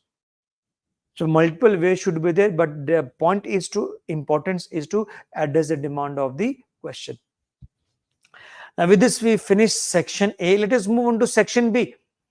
Now section B, short notes, these are compulsory, and here also UPSC has asked write in 150 words and not comment. Comment is in later on. And here it says, first, constitutional morality in Indian Constitution. You have to write about 150 words. So first you have to define constitutional morality. You have to talk about elements of constitutional morality. You have to talk about the case laws. And you have to talk about you can also link with Ambedkar's view. And then you have to talk about the importance. So basically, all you can weave in 150 words. There's no scope of writing unnecessarily. And now, before I proceed to discuss paper 1 section B, I would like to caution students against one thing, that normally, since they are familiar with GS polity, obviously they feel pretty overconfident in attempting this paper. But the point is that this is an optional paper, and this is not, I'm using the word not, this is not a GS polity paper. Your knowledge of GS polity may be necessary, but not sufficient to attempt this section. And most of the time, students do not write an academically rich answer, which satisfies the demand of the question and which will fetch you good marks. So how to write academically rich answer in this section in particular, and same is true for paper 2 section B. We often say in class that you have to link it with theories which you have learned in section A of both the papers, along with views and perspective of the scholars, while substantiating your answer. And if you just proceed with GS polity answer, that will not help you. So here, keep in mind, you should be cautious that whether you attempt 3 questions from section B of paper 1 or 3 questions from section B of paper 2, your answer shall be different from what you learn in GS polity and what you learn in GS IR. If you do not do justice, you will be given less than average marks, and that explains why students sometimes get marks in 2 digits also. If you get marks in 2 digits, simple, you are out of the race. So keep in mind that you have to be serious how to write academically rich answer. And here, if I say the definition of constitutional morality, you can straight away talk about the values and principles of the Constitution, which need to be followed both by the government as well as citizens. That is constitutional morality. And Elements of constitutional morality: rule of law, for example, equality, that's ideals in the preamble: equality, justice, liberty, fraternity, dignity of the individual, as well as what is given in our various provisions of the constitution, as well as fundamental duties as well. These are elements of constitutional morality. Talking about case laws, Supreme Court recognized constitutional morality in Kesavan and Bharti case, as well as in Constituent Assembly also. There was a debate on how constitutional morality, and Dr. Ambedkar, in fact, had said that India has yet to develop a constitutional morality, and Dr. Ambedkar was critical of the use of non-constitutional methods like violence, like even civil disobedience movement, as not following the constitutional morality. He was against hero worship, and he believed that role of public opinion and role of the opposition is important in making government accountable. So you can write a line or two about Dr. Ambedkar's view. Along with, you can talk about how Pratap Bhanu Mehta emphasizes on the uh, Ambedkar's the constitutional morality of Ambedkar, which is important, and how this constitutional morality is also criticized, that it, in the name of constitutional morality, judiciary may lead to judicial overreach. And you can conclude it with the views of scholars like A.G. Noorani, that Ambedkar's idea has not been realized yet in India. So it's a work in progress. And that is how you have to talk about the constitutional morality. So case laws, I talked about the Kesavan and Bharti case. You can talk about the Nas Foundation case, the Sabrimala case. The Supreme Court gave the issue of, it talked about constitutional morality, that constitutional values should triumph any customary morality or values. Now, talking about the next question, it talks about objective resolution of the Constituent Assembly. Now, objective resolution of the Constituent Assembly, here you can, whenever question comes on constitution making, it is good to invoke the views of Granville Austin. And remember, Granville Austin says that when he talked about, you have to write about Granville Austin's view, that how he talked about two revolutions: political revolution as well as social revolution. Political revolution was complete with the independence of the independence of the country, and social revolution continued even after the independence. And the commitment of the framers of the Constitution was towards social revolution, was what was expressed in the objective resolution. Objective resolution was introduced by introduced by Pandit Jawaharlal Nehru on 13 December 1946, and it talked about objectives of behind framing of the Constitution. And later on, objective resolution formed the basis of preamble of India's Constitution, but they were different. Like if you see, you can mention here also, objective resolution talked about autonomy of the provinces, which was missing in the preamble. It talked about minority tribal rights, which was not specifically mentioned. And these are two examples how objective resolution differed from preamble. Nevertheless, you can talk about the objective resolution guided the framers of the Constitution in the crucial task of constitution making, and how the various values, though they were influenced by Western ideals, yet they were adjusted to suit the Indian circumstances. So that is how you can talk about objective resolution of the Constitution. Now, talking about legal remedies in part 3 of the Constitution. And in legal remedies, here again, as I said, you can talk about legal remedies is now legal remedies. Normally the students find that this one thing which strikes their mind is simply talking about Article 32 of the Constitution. But I think that legal remedies, if you talk about in India's Constitution, you have to link it with the concept of judicial review. how Supreme Court was made the custodian of the Constitution and a guarantor of fundamental rights.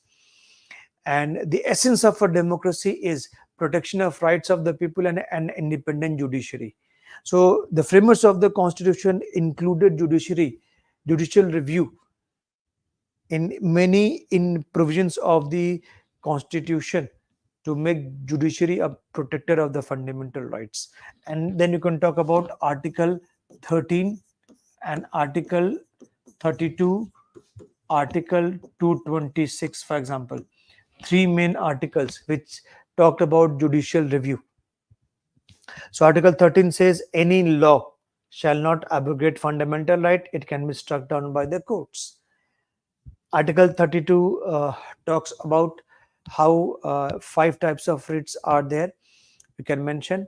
In fact, what Dr. Ambedkar said, that right to constitutional remedies is a soul of the Indian Constitution, and how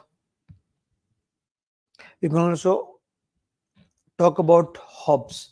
Covenant without swords are of no words to secure a man at all. So this sword aspect, enforcement aspect, is done by judiciary. And we talk about Article 226, which talks about protection of legal rights as well as the fundamental rights, where the writ jurisdiction of the High Court is wider than that of the Supreme Court. And then in mention, you can talk about how these right to move through the courts is not absolute. It can be suspended in the emergency period. Right to move can be suspended except Article 20 and 21. And how this has judicial review has helped Supreme Court to protect the foundations of the Constitution, and how by creative expansion of Article 21 the Supreme Court has enforced many such rights. So that you can talk about is legal remedies in part 3 of the Constitution. And the question says remedies. So obviously it talks about multiple remedies are there. Now talking about relevance of the Legislative Council. Now Legislative Council. Here you can talk about the bicameralism at the both central as well as state level. And bicameralism in India was introduced by the Britishers in the Government of India Act 1919. And here the legislative this since question talks about the relevance, so straight away 150 words you can talk about the criticism of the Legislative Council. First talk about criticism, then talk about relevance of the Legislative Council.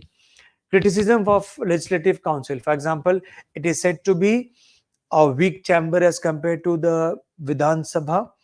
Vidhan Sabha will becomes a final.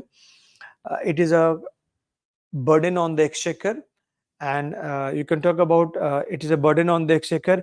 It is members are nominated also, which is undemocratic principle. And how it is also said that it is a colonial legacy also. Many states have abolished that. Fine. Despite that, the Legislative Council has its own utility, and that's what Maurice Jones talks about. What Maurice Jones talked about in case of Rajya Sabha is applicable in case of Legislative Council also. That is a delaying chamber.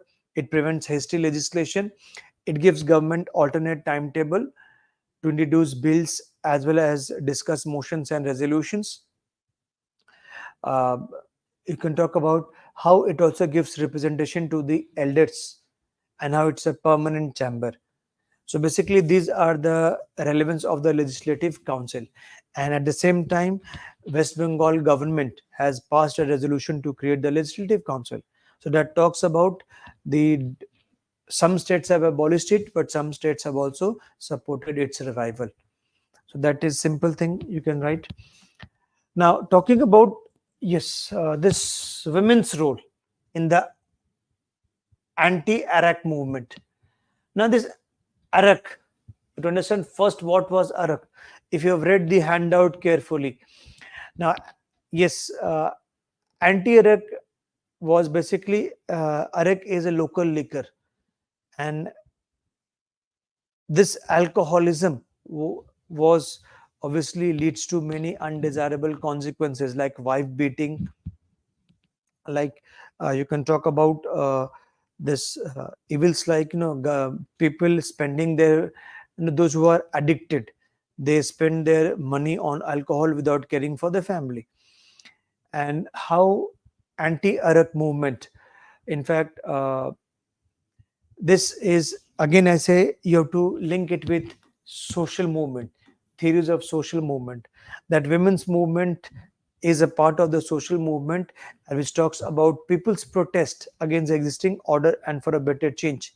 And anti-rec movement was included in Andhra Pradesh, where women took the lead, and women's activism led to the shutdown of the this Arak, and it was banned in 1995. So how women activism, women took to the center stage. It was example of women leading the movement against issues which impacted their lives directly, such exploitation by the men folk. It was an expression of the it was an expression of protest against the evils of the Arak. And how it also enforced democratic accountability. Government had to ban it. And how it made women from a passive to become an active in controlling the issues which affect their lives. And here in anti-Iraq, you can also talk about how it is the legacy can be seen from what was picketing of the shops in the national movement period. And prohibition was also included in directive principle of state policy. And in fact, many states like Gujarat and Bihar, they have banned this alcohol. It is a part of implementation of directive principle of state policy. So this is how you can write it, with connecting it with DPSP as well as linking it with theories of social movement. Moving on to now this question: how far do you agree? And this question: how far do you agree that DPSP are more fundamental than fundamental rights in the meeting socio-economic justice, as mentioned in the preamble to the Constitution? So preamble to the Constitution talks about justice, social, political, economic, and directive principles aim at establishing social justice, socio-economic justice, while fundamental rights aim at establishing the political justice. Now here you have to be a bit careful in understanding this point, because the examiner wants to know your view. So it talks about how far do you agree, what is your opinion, do you think that directive principles are more important than fundamental rights in ensuring socio-economic justice? If yes, give the reasons, explain. If no, then give the reasons and explain. Now here you have to understand that fundamental rights and directive principles both are important for socio-economic justice. For the simple reason, if I say without negative liberty, positive liberty is meaningless. Both are complementary. Negative rights, positive rights, both are complementary. Substantive equality, substantive liberty, both are important. Formal equality and substantive equality, both are important. So procedural justice and substantive justice, both are important. So here you have to link it with concepts like liberty, equality, justice, etc. And for example, if I say fundamental rights, Article 17 talks about abolition of untouchability. If it is not there, what is the job of no ensuring equality to the untouchables? If I talk about the Article 15 talks about special provision for women and children. 15.3 talks about special provision for upliftment of women and children. So these are important. So formal equality is important. Absence of any discrimination on arbitrary grounds. But so is important is socioeconomic equality. And they're incomplete without the other. And that's approach you have to take. So directive principles and fundamental rights are complementary. And here you can, in the introduction, as I say, you can introduction, you can talk about views of Granville Austin. Remember, wherever constitution comes, invoke Austin. And Austin, you can talk about, he called part 3 and part 4 of the constitution as the conscience of constitution. India's constitution's commitment to social revolution is contained in these articles, and you can link it with theory. I have said substantive justice and procedural justice both are important, and they are incomplete without each other. So having said that, you can then talk about how directive principles and fundamental rights, they supplement each other. Keep in mind that directive principles are non-justiciable, fundamental rights are justiciable. Yet in the Constituent Assembly, you can also talk about the Constituent Assembly debates, that here the framers of the Constitution realize the necessity of both these provisions, political rights as well as socio-economic rights. But given the condition of the state was, the resources of state did not permit its implementation, to prevent unnecessary litigation, they made fundamental rights justiciable, while DPSP were non-justiciable. But Article 37 says they are fundamental in the governance of the country. And then you have to talk about the case laws, how the case laws have been decided, starting from the Champakaram Dorai Rajan case, Golaknath case, Keshavanand Bharti case, and ending with Minerva Mills case, where Supreme Court invoked the doctrine of harmonious construction, and fundamental rights and the directive principles are a bedrock of the constitutional order, and this is a basic feature of the Constitution. So how you have to talk about the directive principles? For example, in fact, you can also talk about how Supreme Court, by creative interpretation of Article 21, I just mentioned earlier also, they ensure that various substantive rights have been given to the people, and how they work towards establishing a welfare state in India. And in the end, you can talk about the LPG era, liberalization, privatization, and globalization era. You can talk about relevance of directive principles are still important, and fundamental rights, no, both are complementary. So that is how you have to write this question, attempt this question accordingly. Now, talking about 6B was a pretty easy question. Explain the structure and function of National Commission for Women. And here you can talk about the link with uh, feminism. Remember, liberal feminism. Liberal feminism talks about how state can be, state is a neutral arbiter, and how state can be used to enhance the equal access of women to the public sphere, and state can be instrumental in ensuring protection of rights of women. And the National Commission of Women was established in 1990, but then you have to talk about its question demands you structure and functions. So how it was established by government, by a law made by the government of India, and structure talks about its composition of the members. There's a chairperson, there's a member secretary, and there are other members. And the same act also talks about the desirability of the State Commission for Women at the state level, and functions of the Women National Commission for Women. And in by explaining the functions, you have to talk about what are the functions, and you can also write about no, if I say certain case, you can highlight certain cases where it has contributed a lot in empowering women, and you can also write a bit about the criticism and end suggestion in the conclusion.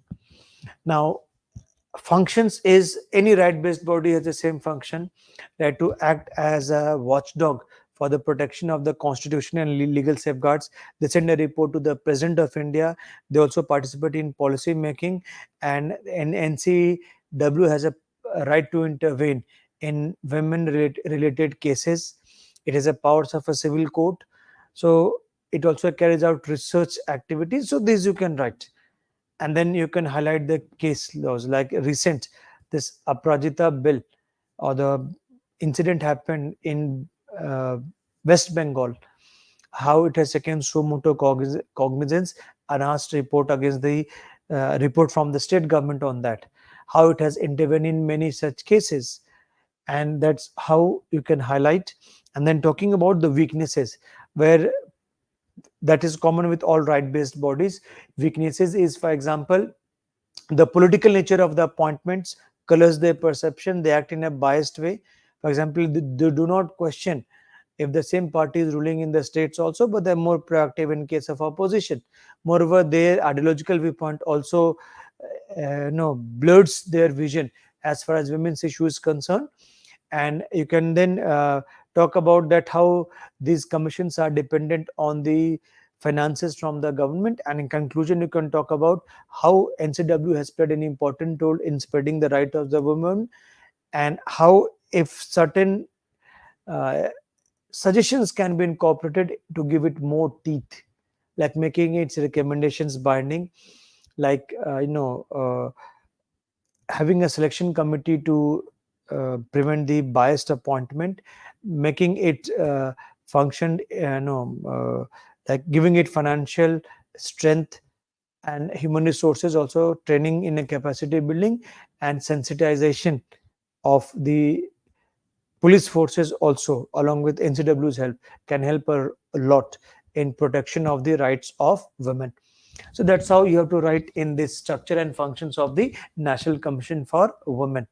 And unless you invoke the theoretical aspects, your answer will be not different. In fact, you can also quote the views of feminist scholars like Nivedita Menon, or you can say like this Kamala Bhasin, etc., on how women need to be empowered, and this for their empowerment, what is needed is a protection of their rights. So that will make your answer more optional answer. Talking about the next is the legacy of Planning Commission still has a bearing on India's development policies discussed. So the question talks about the legacy of Planning Commission still has a bearing on India's development policies. Now, how to connect it with theory? Now, to connect it with theory, you can talk about the age of new liberal theory. Now, new liberal theory, you can talk about views of Hayek, views of Friedman, for example. They were critical of central planning. Hayek said it's road to serfdom, and Friedman talked about how it leads to more problems, more economic problems, and a bureaucrat cannot be aware of all the factors which affect the economy. So it leads to more undesirable outcomes, and they were against Keynesianism. Keynesianism, this key term should come. And when Indian state adopted new liberal globalization, how we find that this new liberal globalization has led to withdrawal of the state from the economy, and the Planning Commission, which was called as an extra constitutional, extra legal body, was scrapped by Indian government in 2015. Yet the legacy of Planning Commission still impacts India's development policy, and I have to highlight certain points along with giving the views of the scholars. For example, you can talk about how Planning Commission role is, if I say, how Planning Commission, instead of centralized planning, there is bottoms up planning. Bottoms up planning. Planning is still there. How when Planning Commission acted as a think tank, Niti Aayog, the successor of Planning Commission, acts as a think tank. The resource allocation was done. The resource allocation has been The resource allocation has been done by uh, Planning Commission. Now it is done by the Finance Ministry.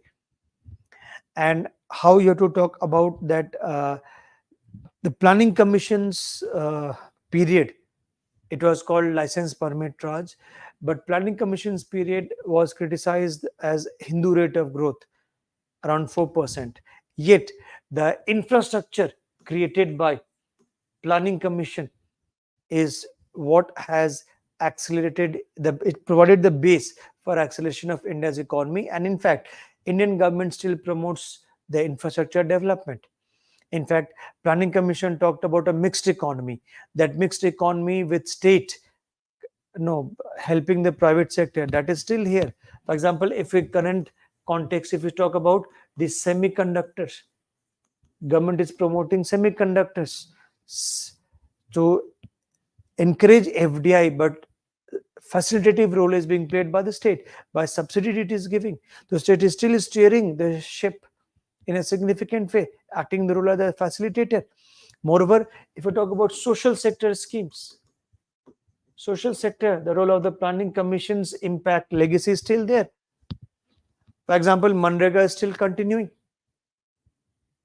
And if I talk about various government welfare schemes, like if I talk about the Pradhan Mantri, this Awas Yojana, Shahri and Urban, or for that matter, if I talk about in social sector schemes, if I talk about the what Amartya Sen and Dries, you can talk about views of Amartya Sen and Dries. They talk about how India needs to spend more on social sector schemes. That is important for the reaping the benefits of demographic dividend, and how uh, state is still the in post pandemic world also we can see the state played an important role in controlling the economy. The state played an important role in facilitating. So state's role with 2008 financial crisis, giving stimulus packages, and even after post pandemic, that's what economists like Raghuram Rajan, that's what Montek Singh Ahluwalia, they have talked about state spending on the infrastructure. The state's role is still important, and that is the legacy of Planning Commission. And that's how you have to view your answer accordingly. Now, moving on to 7A, discuss the contribution of Dalit struggle to establish egalitarian Indian society during freedom movement. Discuss the contribution of the Dalit struggle to establish egalitarianism in Indian society during the freedom struggle. So basically, questions talks about what is the contribution of Dalit movement, Dalit struggle to establish egalitarianism in Indian society. And here you can use your knowledge of the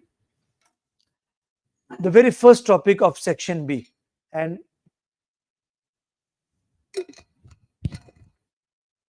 the very first topic of section B, it was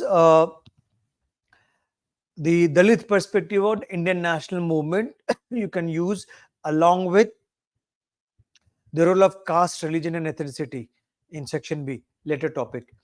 So here we find that contribution of the Dalit struggle to establish egalitarianism. So Dalit perspective of Indian national movement. If I talk about the Dalit perspective, and Dalit perspective, you have to talk about views of Periyar. Periyar, in fact, Periyar views of Ambedkar, for example. So Periyar said that Congress is a Brahmanical organization, and how Periyar, he was a main force behind self-respect movement, which gradually morphed into the Dravidian movement, anti-Brahmanical movement, and how it gave the call for equality. In fact, Periyar had praised the Britishers, and Dr. Ambedkar's activism in particular, he is called as the torchbearer of social justice in India. And Dr. Ambedkar activism led to a lot of contribution towards egalitarianism. In fact, Dr. Ambedkar was Gail Umwit. Gail Omwet says. You can write the views of Gail Omwet, you can write the views of Valerian Rodrigues, for example. Gail Omwet, for example, said Ambedkar, by tracing the origin of Dalits, untouchables to Buddhism, wanted to give him a place of pride in India's past. Valerian Rodrigues talks about how the Dalit Bahujan thinkers, they dreamed of a society which is characterized by liberty, equality, and fraternity, where individuals' dignity should be respected, and that's how it was a vision of a better order. In fact, Dr. Ambedkar, you can talk about Ambedkar debate with Gandhi, and here you can quote scholars like Vidyut Chakravarti and others. They say that how Dr. Ambedkar, he considered the caste system as a political problem. Gandhi considered it as a social problem. And then Dr. Ambedkar was critical of Gandhi's approach, Gandhi's support to this Varna order, and how Ambedkar burnt Manusmriti. Ambedkar was clear that the hegemony of Brahmanism cannot be destroyed without destroying the sanctity given to it by the social texts. So Ambedkar carried out various social movements like in Nasik Satyagraha, Mahat Satyagraha, you can write, and how uh, Gandhi Ambedkar debate finally culminated in Pune Pact, and the reservation given to the Dalits, guaranteed reservation, is that thing which is still being continued today. In fact, you can also talk about, you can link it with identity politics. How Ambedkar's idea, it led to strengthening of identity politics, how it brought the upliftment of untouchables to the forefront of the national movement. Now Gandhi's Harijan Sevak Sangh and others was a part of Gandhi's constructive program. So movement toward egalitarianism. Remember, Ambedkar was inspired by values of liberty, equality, and fraternity. Ambedkar also said it was Buddha who had promoted these values in Asia, first of all. And Ambedkar, through his activism, like All India Scheduled Caste Federation, through his write-ups, he talked about, remember, famous agitate, organize, and educate yourself. That's how he talked about breaking the stranglehold of casteism.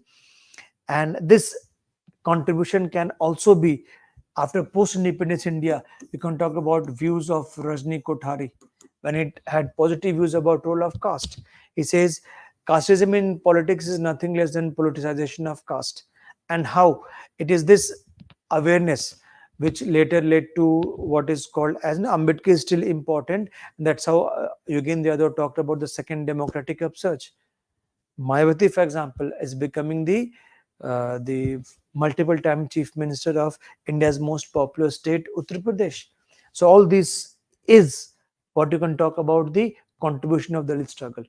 So their contribution was in the freedom struggle as well as beyond that, after independence, post-independence period, and that is what you have to emphasize on. And again, I said that's how you can write it. Now, moving to next 7 plea. And now, do you see that how UPSC is giving weightage to Indian political thought? And if you have strong command over Indian political thought, you can obviously invoke these in all your answers. Now, the blueprint of Gram Swaraj is the key to understand Gandhian perspective on planning. Blueprint of Gram Swaraj is the key to understand Gandhian perspective on planning. So Gram Swaraj, basically, you can start this answer by Gandhi's philosophical background. Here you can quote views of scholars like Ronald J. Turchik, views of scholars like Bhikhu Parekh, who talked about Gandhi's disenchantment. Gandhi believed that India needed a state which is rooted in India's civilizational ethos, like non-violence, decentralization, vesting power with the rural people, etc. That you can quote. You can also talk about how Gandhi was like Tolstoy. He was a philosophical anarchist. Gandhi believed in Enlightened anarchy is the ideal, but he went for ordered anarchy. And then Gandhian perspective in planning. He talked about Gram Swaraj was basically Gandhi's views of a self-sufficient autonomous village republic.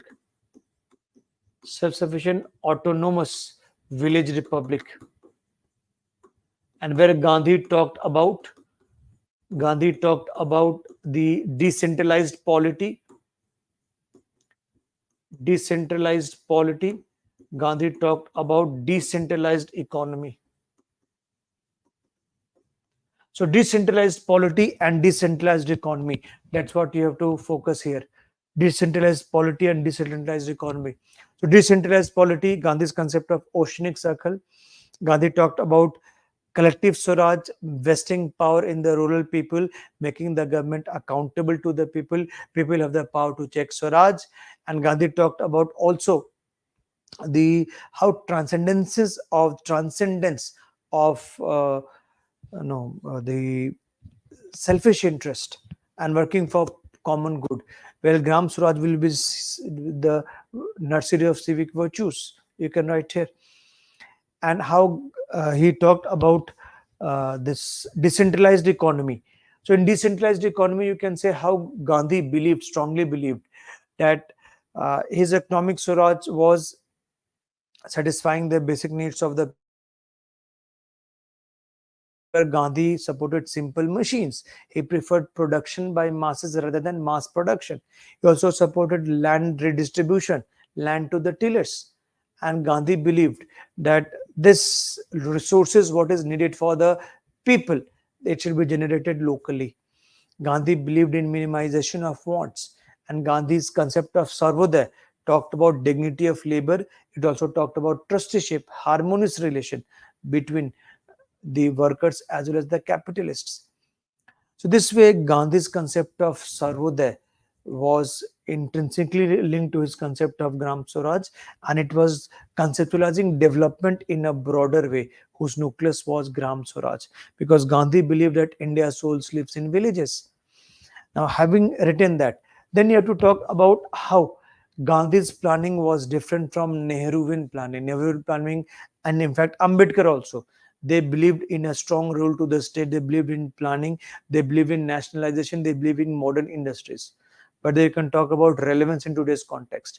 Remember, Gandhi famously said, "An earth is sufficient to fulfill everybody's need, but not even 9 earths will be insufficient to fulfill a person's greed." So here, that is what you have to talk about in current context also. The 3 Rs: reuse, reduce, recycle. That's what Gandhi's minimization of the wants, and it is more suitable, given the drawbacks of the resource intensive development, given the problems of lack of employment with this huge population of India. So Ambedkar was against revival of the Gram Swaraj because he believed panchayats to be a sink of localism. But that's what you have to emphasize on in contemporary relevance. And that's by linking it with Nehruvian concept, you can easily talk about that. Now, here, next question talks about critically assess the role of pressure groups in the decision-making process of the government. Now, critically assess, positive as well as negative, you have to highlight the role of the pressure groups in decision-making process of the government. Now, you have to understand that, as I say, link it with theory. And here you can talk about the concept of this pluralist theory of democracy.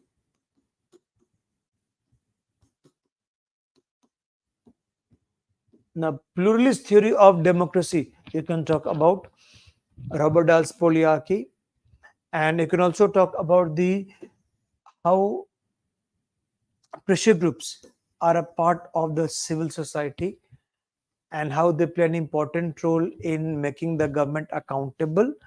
And you can also talk about the views of Almond's classification of the pressure group. Remember, Hermann Feiner termed them as anonymous empires. And then you talk about critically assess the role of the pressure groups. So after giving the theoretical linkages, you have to talk about the pressure groups where You have to talk about pre 1991 and the post 1991 period,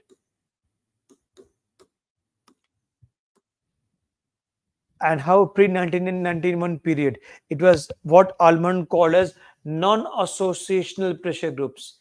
They played an important role in the society. It was a centrally planned economy. The state was itself the major actor, leaving less space for the private sectors. And it was the non-associational pressure groups based on caste, religion, ethnicity, etc. They played an important role. You can cite example also. The demand for linguistic reorganization of the states was one of such outcome. The demand for MSP of the farmers was one such outcome. So associational groups, and remember, you can also talk about views of Pranav, scholars like Pranav Bardhan. Scholars like Pranav Bardhan, you can talk about views. You can talk about views of Stanley Kochanek. So Pranav Bardhan talked about how the three he used Hamza Levy's perspective, and now he talked about how the public sector professionals, the big landlords, as well as industries played an important role in shaping the state's policy. And Stanley Kochanek talked about the briefcase politics, so that you can talk about their views. Talking about 1991, here you can talk about views of Robert Hartgrave. Views of Robert Hartgrave. You can talk about views of Stanley Kochanek also, where they say that non-associational pressure groups, they still play an important role, but role of the corporate groups, both foreign as well as domestic, have risen. And how they emphasize on the fact that role of the pressure groups have risen, and how you have to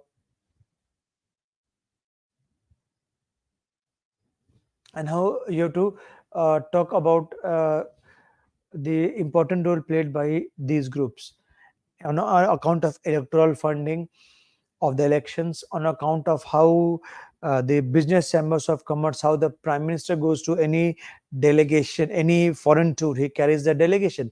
So economic diplomacy, the rise of economic diplomacy, the rise of technical diplomacy in India's foreign policy, clearly it shows an influence of this corporate pressure groups. And you can also talk about how Robert Dahl talked about deformed polyarchy. Now, having said that, you have to also talk about how they play a negative role. A negative role, especially the role of the anomic pressure groups. Now, anomic pressure groups, they resort to violence, and violence is no, they resort to violence, and how these anomic pressure groups lead to the division in the society. How the anomic pressure groups, you can say that they anomic pressure groups also, they disturb the harmony. And you can also talk about the, especially in environmental sectors or development projects, how many NGOs, they work as the foreign stooges, and they have like what happened in IB report said in Kudankulam nuclear power plant protest.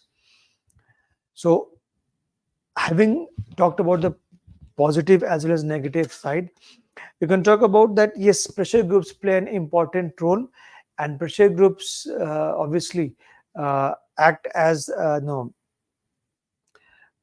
the articulation of demands is done by them, but there should be filter mechanism, and only way to ensure the negative aspect is you can say how the state should be vigilant, how people should be no trained, or the education should be there to, so that they work for their collective interest, the common good.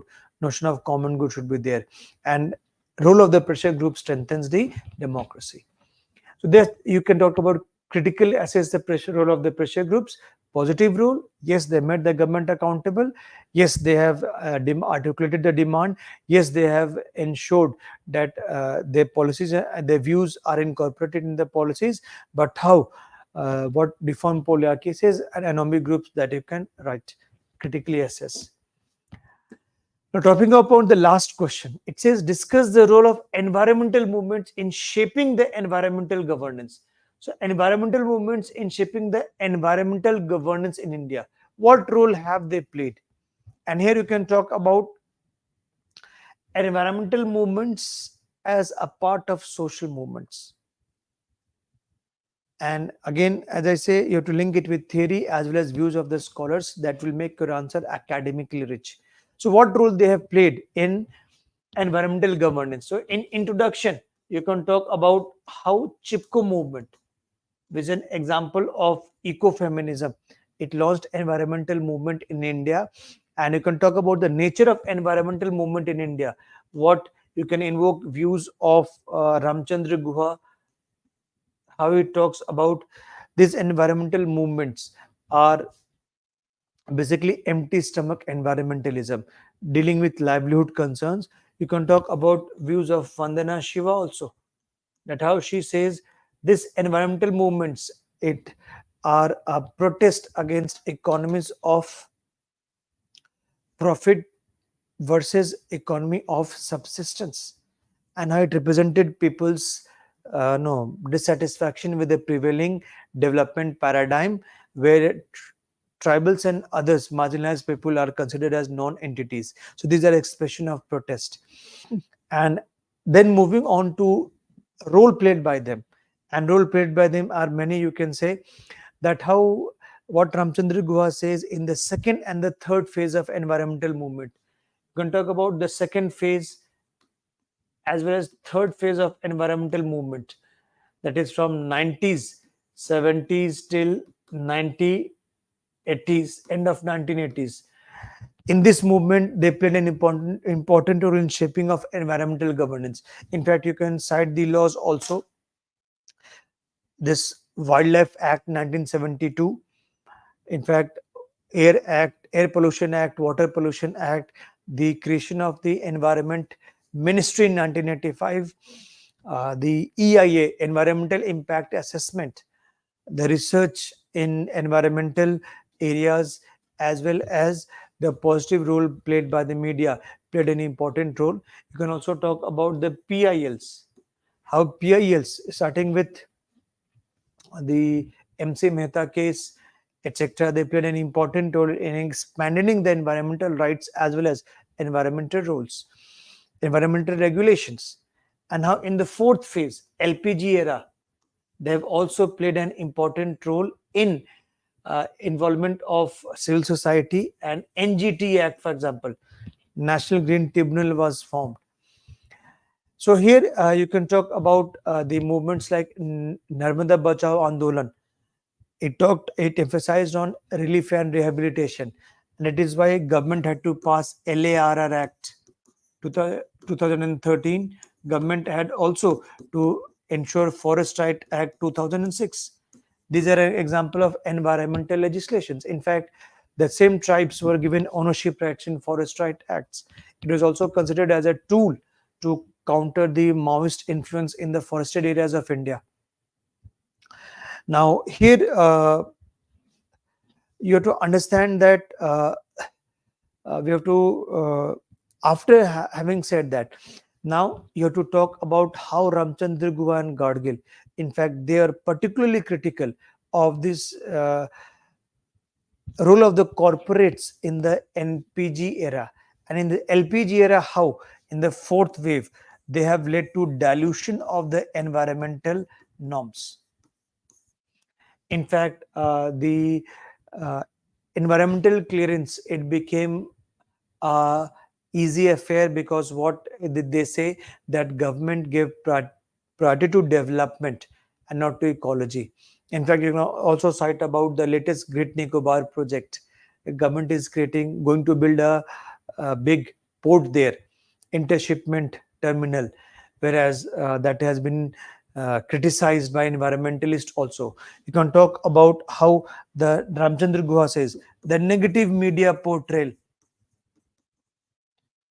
where environmental activists were portrayed as anti-development. And all this you can link it with globalization also. How in third world countries there is weak regulation, and how MNCs take advantage of that weak regulation. They engage in lobbying, and how it has made environmental movements. In fact, uh, this pressure from below is missing. and you can conclude with yes, they can play an important role. The point is to organize themselves, and in fact you can also highlight how they also ensured international linkages. For example, Greenpeace International, how World Bank stopped the funding of Narmada, the Sadar Sarovar project over this displacement. So, point is that this is era of sustainable development, and the role played by environmental movements not only ensures accountability of the government, but also government has to uh, you know ensure that peoples who are most affected, their views are taken care of. So this is what you could have written in 8A, role of the environmental movements. Now moving on to next is relative deprivation is a major source of ethnic conflict. Elaborate. So relative deprivation is the keyword, is a major source of ethnic conflict, and elaborate the statement with relevant examples. So you have to focus on two things.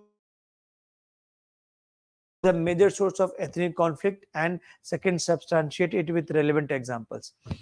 Now, relative deprivation, basically you have to, this is a topic related to ethnicity, and here you have to talk about ethnic movements in India. Ethnic movements in India. What are the causes of the ethnic movements in India? What are the causes of the ethnic movements in India? So you can invoke what Rajni Kothari talked about, the modernization. It is a reaction against modernization project, which was done by Indian elites, and how the protest came out in the form of ethnic conflict, and how, in fact, the scholars from Northeast, like Sanjay Hajarikar and others, they say that it was ignoring of the perspectives of the people of Northeast and stepmotherly treatment, which was responsible for many of these ethnic movements. So here you have to talk about causes of the ethnic movements, and many ethnic movements were the ethnic conflicts. And you can talk about relative deprivation. Relative deprivation, you can, and while giving the answer, I will say you have to quote examples from all of India's, all of India's. For example, if I say in Northeast, you have to talk about the anti-foreigners agitation in Assam, how the illegal immigration by Bangladeshis, they have deprived the ethnic Assamese of their resources. You have to talk about how uh, it led to killing of the foreigners, Nalibari massacre and others. It led to related deprivation. How the ethnic conflict in Maharashtra. This was Assam. You have to talk about how ethnic conflicts in Maharashtra. It's about son of the soil theory promoted by this Shiv Sena and others. It fuels movement against the North Indians. They are called as Bhaiyas. And here, if I say, you can also talk about, no, if I give you examples, you can talk about Belgaum, the territorial conflict. Belgaum is basically conflict between Marathis and Kannadigas. You can talk about, give the example of Karnataka versus Tamil Nadu. And Karnataka versus Tamil Nadu was with respect to Kaveri River water dispute. So relative deprivation, where Tamil Nadu believed that its shades was taken away. So northeast, west, south. Northeast you can talk about, and ethnic conflict is also the Kashmir insurgency. Now, Kashmir insurgency, for example, how uh, one of the fueling factors was what the youth believed, that their votes was stolen, rigging of the elections. So talking about this, you have to give examples, and you can also talk about the demand of creation of the new states. New states. For example, there was a Jharkhand movement, there was Uttarakhand movement, and it was all relative deprivation. And here, while writing this, you have to scholars also. Like you can talk about James Mayner's view, you can talk about Atul Kohli's view also, and that's what will substantiate your answer. So here, this is a source of ethnic conflict. And if I talk about the latest Manipur conflict, where ST status given to Metis, it ignited the Manipur. And Manipur conflict is also about fight over resources, relative deprivation. And the same in Rajasthan, the demand by Gurjars was for ST status was opposed by Minas. If we talk about the Maratha demand for reservation, it's also about relative deprivation. So, writing these concepts, you have to discuss views of S.D. Muni, you can have to discuss views of Atul Kohli, you can discuss views of Ashutosh Varshney and other scholars, Harjot Oberoi, Gyanendra Pandey, etc., in examining these views as well as views from scholars of Northeast India. And that will be sufficient along with elaborating the concepts. So, see, point is that all these have been taught to you while discussing regionalism in federalism chapter, while discussing interstate river water dispute, interstate, the border dispute. I have discussed while discussing federalism, and fourth is I've also discussed while discussing ethnic conflict. So you have to examine it in a holistic way and then write the answer, because question also talks about elaborate it with substantial examples. So I'm sure that this is how it was. No, having no, you're writing your answer based on class notes as well as the handouts given to you, plus the constant answer writing practice that would be helpful to you in answering this question. And the last question is, Gram Sabha in Panchayati Raj is a forum which gives expression to collective wisdom. So Gram Sabha in Panchayati Raj system is a forum which gives expression to collective wisdom, aspirations and will of the people. And question says comment. So comment is obviously you have to talk about the to what extent it gives and what are the drawbacks. So you can begin this answer by linking it with concept of deliberative democracy as well as participatory democracy. Gram Sabha is what 73rd Amendment Act. It was a landmark in evolution of local self-government in India. It envisaged Gram Sabha as the nucleus of the grassroots democracy, and how it was an attempt to realize participatory and deliberative democracy, where panchayats were made the third tier of the local governance. Fine. So here you have to you can also start with the quote of Mahatma Gandhi. Starting with a quote is a good way of beginning the answer, where you can say that the soul of India lives in villages, and Gandhi's Gram Swaraj, obviously it believed in empowerment of the local people, and Article 40 of India's constitution, the Gandhian principle, was implemented by the 73rd Amendment Act. So having said that, then you talk about how it acts as a forum for collective wisdom, aspirations and will of the people. And here you can quote number of scholars like Vidyut Chakrabarti. If I say Professor A.S. Narang, you can talk about in fact the Pratap Bhanu Mehta also. So here how they talked about, for example, the idea of social audit, the idea of utilization certificate, and you can also talk about the role of Gram Sabha in PESA areas, where Gram Sabha has been empowered to protect the tribal customary mode of dispute resolution, as well as to prevent alienation of land, give sanction to the development land acquisition for development projects. All these will come here. And how Gram Sabha, I mentioned participatory democracy. So participatory democracy leads to transparency, accountability, and check on the transparency, accountability, as well as check on the corruption. And this is how Gram Sabha, it gives a sense of agency to the people. Now, having said that, you need to talk about the drawbacks or weaknesses. And in drawbacks or weaknesses, how? For example, you can cite various scholars like Mahipal, you can cite about Manisha Pandey. They also say that, in fact, this Arora and Goel you can cite. So they say that this drawbacks, I say this drawbacks is how most of the time the Gram Sabha meetings are just on paper. People, they do not have, due to their illiteracy, due to their partisan considerations, they're not able to discharge their duty effectively and to work as a watchdog. In fact, with the decentralization of power, what has happened is decentralization of corruption, and how uh, petty political considerations and in collusion with bureaucracy is ensured to avoid the accountability.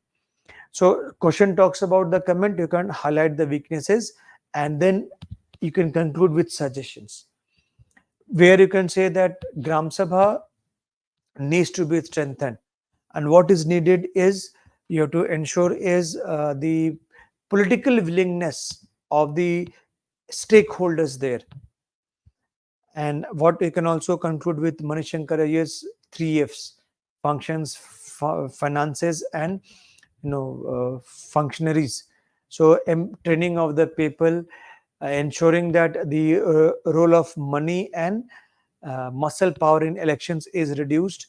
At the same time, making them technologically sound. In fact, the pandemic period, it was clearly revealed that how it was, it ensured that it was clear that the third tier of federation will strengthen Indian democracy, and that's what it will make Indian democracy more participatory. So you can conclude with that. Yes, that I could see, and that's how. Yes, we have addressed this point. You can check earlier or comments also.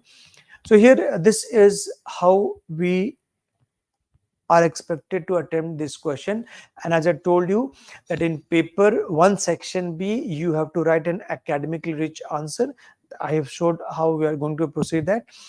And I'm sure that based on whatever class discussions we had on the material we have given you, I think attempting these questions would not have been a problem.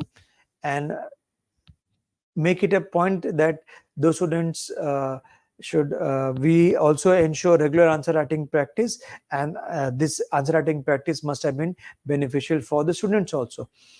So I hope this discussion was useful for you, and we have also discussed paper 2. Both you can go through paper 1 as a paper 2, and that will give you insights into how you to score to a T plus. And if you incorporate all these dimensions which we have discussed, I'm sure that you will be able to score more marks in the paper. So thank you all of you for your patience. Thanks a lot.